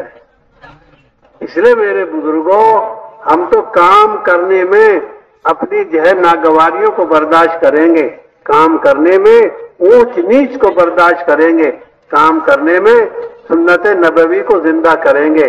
हम तो नफ्स को दबाएंगे और सामने जो है खुदा का अम्र सामने रखेंगे। कुर्बानी जाया नहीं होती। यूसुफ अलैहिस्सलाम कुएं में डाले, अल्लाह ने तख्त की इज्जत की तख्त पर, इज्जत की कुर्सी पर बिठा दिया। उन माँ बाप को और उन जो है भाइयों को दिखा दिया, जो कुर्बानी देता है वो जाया नहीं होता। इसलिए कुर्बानी तो कभी जाया नहीं होती। इब्राहिमी कुर्बानी खुदा को पसंद आ गई, सारी आसमानी किताबें इब्राहिम अलैहिस्सलाम के घर में। तौरात, इंजील, तौरात तो 70,000 नबियों ने पढ़ी है। कुर्बानी वाले घराने जाया नहीं होते, कुर्बानी जो है जाया नहीं होती। इसलिए जो जान की माल की कुर्बानी देगा अल्लाह के काम में, अल्लाह उसकी नस्ल को बचा के रखेंगे। इसलिए मेरे बुजुर्गों, ये दावत का काम तो सिफात का है, ये दावत का काम तो इबादत का है, ये दावत का काम तो तौबा करने का है, ये दावत का काम तो माफ करने का है, ये दावत का काम तो अल्लाह के लिए। हजरत रसूल पाक ने मक्के की फतह हासिल करने के बाद दरवाजे दोनों पकड़े और यूं कहा, आज मैं वही कहता हूं जो मेरे भाई यूसुफ ने कहा था। तो इसलिए हम तो माफ करने का मिजाज बनाएं, घर वालों को, खानदान वालों को, कबीले वालों को, साथ वालों को माफ करने का मिजाज है हमारा। हजरत रसूल पाक ने ये फरमाया था, आज मैं वही कहता हूं जो मेरे भाई यूसुफ ने कहा। इस काम में माफी असल है, हर एक को माफ करना, हर एक को दरगुजर करना। ये इंतकामी काम नहीं है, ये तो दरगुजर का काम। हर एक को माफ करना, हर एक से माफी मांगना, अल्लाह की जनाब में ये माफी पसंद है। हजरत आयशा कहने लगी, या रसूल अल्लाह, मैं शब कदर में क्या मांगू? फरमाया यूं कहे, अल्लाहुम्मा इन्नका अफ़ुव्वुन करीम तुहिब्बुल अफ़्व फ़अफ़ु अन्नी। अल्लाह को तो माफी पसंद है, माफ करो सबको, माफ करो सबको, और अल्लाह के लिए करो काम। ये असल बुनियादी चीज है। असल है खुदा को माफी पसंद है, माफी मांगना। दावत के काम में मुझसे सुस्ती हुई, इबादत में सुस्ती हुई, तिलावत में सुस्ती हुई, भाई के हक अदा करने में सुस्ती हुई, अब मैं माफी मांगता हूं। मुझसे गुनाह हो गए, मैं माफी मांगता हूं। ये दूसरों के लिए नहीं है। हम यूं कहते हैं, ये देखा सुना, ये तेरे लिए मेरे लिए है। हर आदमी दूसरे पर टलाता है, कहां टलाएगा मौत को? बनु इसराइल में एक अजाब आने वाला था, भैंस पर भैंस बेच दी उसने। फिर वो अजाब आया ऊंट पर, तो ऊंट सस्ते में बेच दिया। फिर वो अजाब आया औलाद पर, औलाद गैब से आवाज आई, भैंस पर टलाया था हमने, नहीं माना तूने। अब टलाया था ऊंट पर तो तू नहीं माना, औलाद पर आया, अब टला दे इसको। औलाद जब मरने लगी तो कह रहा अब इसको बेच दे कहीं औलाद को। कहां तक बचेगा खुदा से? खुदा का मुकाबला किसी से नहीं होता। वहां तो माफी इलाज है बस, हर एक के लिए। मेरे भाई दोस्तों আজিজো, ইউসুফ আলাইহিস সালামের গায়ে থেকে তার ভাইয়েরা তো কাপড় ছিনিয়ে নিল, কাপড় খুলে নিল, কিন্তু বলে আল্লাহ রব্বুল ইজ্জত, যিনি রব, যিনি বানানেওয়ালা, ওই আল্লাহ ওই কূপে ফেলানোর সাথে সাথে জিবরিল আলাইহিস সালামকে ইউসুফ আলাইহিস সালামের জন্য ওই পোশাক দিয়ে পাঠাইলেন, যেই পোশাককে তার পূর্ব পিতা ইব্রাহিম আলাইহিস সালামকে আগুনে ফেলার সময় যে পোশাক পরাইছিলেন, এই পোশাকটাকে দিয়ে ইউসুফ আলাইহিস সালামের কাছে আল্লাহ তাআলা জিবরিল আলাইহিস সালামকে পাঠিয়ে দিলেন। মেরে ভাই দোস্ত আজিজো, বলে এই কাজ তো বলে মাইনা নেওয়ার কাজ, এই কাজ তো নিজেকে সবর করানোর কাজ, এই কাজ তো মেরে ভাই দোস্ত আজিজো নত হওয়ার কাজ। ইউসুফ আলাইহিস সালাম যখন নত হইলেন, কূপের মধ্যে পড়ে গেলেন, আল্লাহ তাআলা এই নবী ইউসুফ আলাইহিস সালামকে ওই মিশরের গভর্নর বানাইলেন, আর তার মাতা পিতা তার ভাই সবাইকে তার কাছে নত করে ওই মিশরের মধ্যে নিয়ে গেলেন। এইভাবে ভাই দোস্ত আমার আপনার জিন্দগিতে এই দাওয়াতের মেহনত আমি আপনি যদি করি, দাওয়াতের মেহনতকে যখন আমি আপনি নিয়ে চলি, ভাই দোস্ত আমার আপনার জীবনেও হালতগুলি আসবে। আর এই হালতগুলি কখনো কখনো আপন মানুষের কাছ থেকেই আসবে। এই হালতগুলির অন্যের কাছে বলে আমার লাভ কি? এই হালতের মধ্যে আমাকে তো বরদাস্ত করে চলতে হবে। এটাই হচ্ছে এই হালতের আমার জন্য পরীক্ষা। ভাই দোস্ত, তাহলে আমাকে নিজেকে ইবাদতের মধ্যে, সিফাতের মধ্যে, রোনাজারির মধ্যে, তেলাওয়াত জিকিরের মধ্যে নিজেকে অভ্যস্ত বানাইতে হবে। এই হালতগুলি যত আসবে, এই হালতের মধ্যে তত বেশি আম্বিয়া আলাইহিমুস সালাম যেই সিফাত নিয়ে তারা চলেছেন, ওই সিফাতগুলিকে নিজের মধ্যে ফিট করতে হবে, ধারণ করতে হবে। নবীদের সিফাত ছিল মাফ করে দেওয়া, নবীদের সিফাত ছিল মাফ করে দেওয়া। ইউসুফ আলাইহিস সালাম ওনার ভাইদেরকে যখন আসলেন, ভাইদেরকে মাফ করে দিয়েছেন। বলে এই মাফ করা হচ্ছে নবীওয়ালা কাজের মেজাজ। ইন্তেকাম নেওয়া, বদলা নেওয়া, প্রতিশোধ নেওয়া, এটা নবীওয়ালা কাজ যারা করে তাদের সাথে বলে এটা কোনোদিনও মুনাসিব হবে না যে তারা ইন্তেকাম বদলা নেওয়ার চেষ্টা রাখবে। তারা মাফ করবে, সে যেই হোক তার জন্য সে ক্ষমা চাবে। আল্লাহ পাক এই মাফিকে পছন্দ করেন। আয়েশা রাদিয়াল্লাহু আনহা উনি নবী সাল্লাল্লাহু আলাইহি সাল্লামকে বললেন শবে কদরের মধ্যে যে ইয়া রাসূলুল্লাহ, এই রাতে আমি কি দোয়া করব? বলে এই দোয়া করো, আল্লাহুম্মা ইন্নাকা আফুউন কারীম তুহিব্বুল আফওয়া ফাআফু আন্না। আয় আল্লাহ, আপনি ক্ষমাশীল, আপনি ক্ষমা করাকে পছন্দ করেন, ক্ষমাই আপনার ভূষণ, আপনি আমাকে মাফ করে দেন।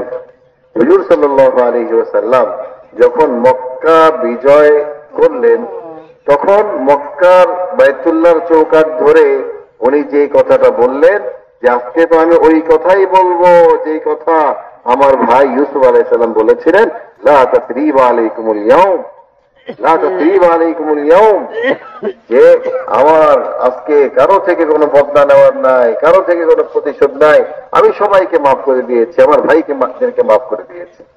দায়ীদেরকে তো বিভিন্ন মানুষ বিভিন্ন ভাবে বিভিন্ন মুসিবতের মধ্যে ফেলাইতে চাবে, কিন্তু এই দায়ীদের পাশে যেহেতু আল্লাহ আছেন, আল্লাহ আপন কুদরতের দ্বারা দায়ীদেরকে উঠাই নিবেন। কিন্তু হালতের মধ্যে দায়ীর জন্য যেটা জরুরি, সে আল্লাহর হুকুমকে সামনে রেখে চলবে। সে তার ভিতরে নফসানিয়াত দেখবে না, ভিতরে জজবা দেখবে না। এই হালতের মধ্যে আমার আল্লাহ আমার জন্য কি হুকুম রাখছেন, কিভাবে এই হালতের মধ্যে আল্লাহ আমাকে চলতে বলছেন, সে হালতের মধ্যে নিজেকে আল্লাহর হুকুমের ধাবে বানাই দিবে। ভাই দোস্ত দেখেন, আজকে আমি আপনি কথা শুনি, কথা শুনে কি হয়, অনেক সময় হয় কি যে না এই কথাটা তো আসলে আমার জন্য না, এই কথাটা অমুকের জন্য। নিজেকে বাঁচায় রাখতে চাই যে না এটা আমার জন্য না, আমি তো ভালো আছি, এই কথা আমার জন্য না, এটা অমুকের জন্য। ভাই দোস্ত না, প্রত্যেকটা কথাকে নিজের উপর নিতে হবে যে কথাটা আমার জন্য। ভাই দোস্ত কতদূর পর্যন্ত নিজেদেরকে বাঁচাবো, কতদূর পর্যন্ত নিজেদেরকে বাঁচায় চলবো? হ্যাঁ, বলে মৃত্যু তো আমাদের সামনে আছে, মৃত্যু থেকে কি কি নিজেকে আমি আড়াল করতে পারবো, মৃত্যু থেকে নিজেকে বাঁচাইতে পারবো। যেভাবে মৃত্যু থেকে নিজেকে বাঁচানো সম্ভব না, প্রত্যেকটা কথা যে হেদায়েত নবীদের যে জীবনী, আর যেটা আমার জন্য সবক, এটাকে আমার নিজের উপর নিতে হবে, অন্যের উপর না। এক কওমের উপর আল্লাহ তাআলা আযাব পাঠাইলেন তাদের মহিষগুলির উপর। যখন মহিষের উপর আযাব আসা শুরু করলো তাদের নাফরমানির কারণে, বড় চালাক কম ছিল, তারা মহিষ বিক্রি করে দিতে সস্তা দামে। এরপর আল্লাহ তাআলা আযাব পাঠাইলেন তাদের উটের উপরে, তো তারা সস্তা দামে উটকেও বিক্রি করে দিলেন। এরপরে আল্লাহ তাআলা আযাব পাঠাইলেন তাদের আওলাদদের মধ্যে, সন্তান সন্ততির মধ্যে। মহামারী শুরু হয়ে গেল, বাচ্চা কাচ্চা মরা শুরু হয়ে গেছে।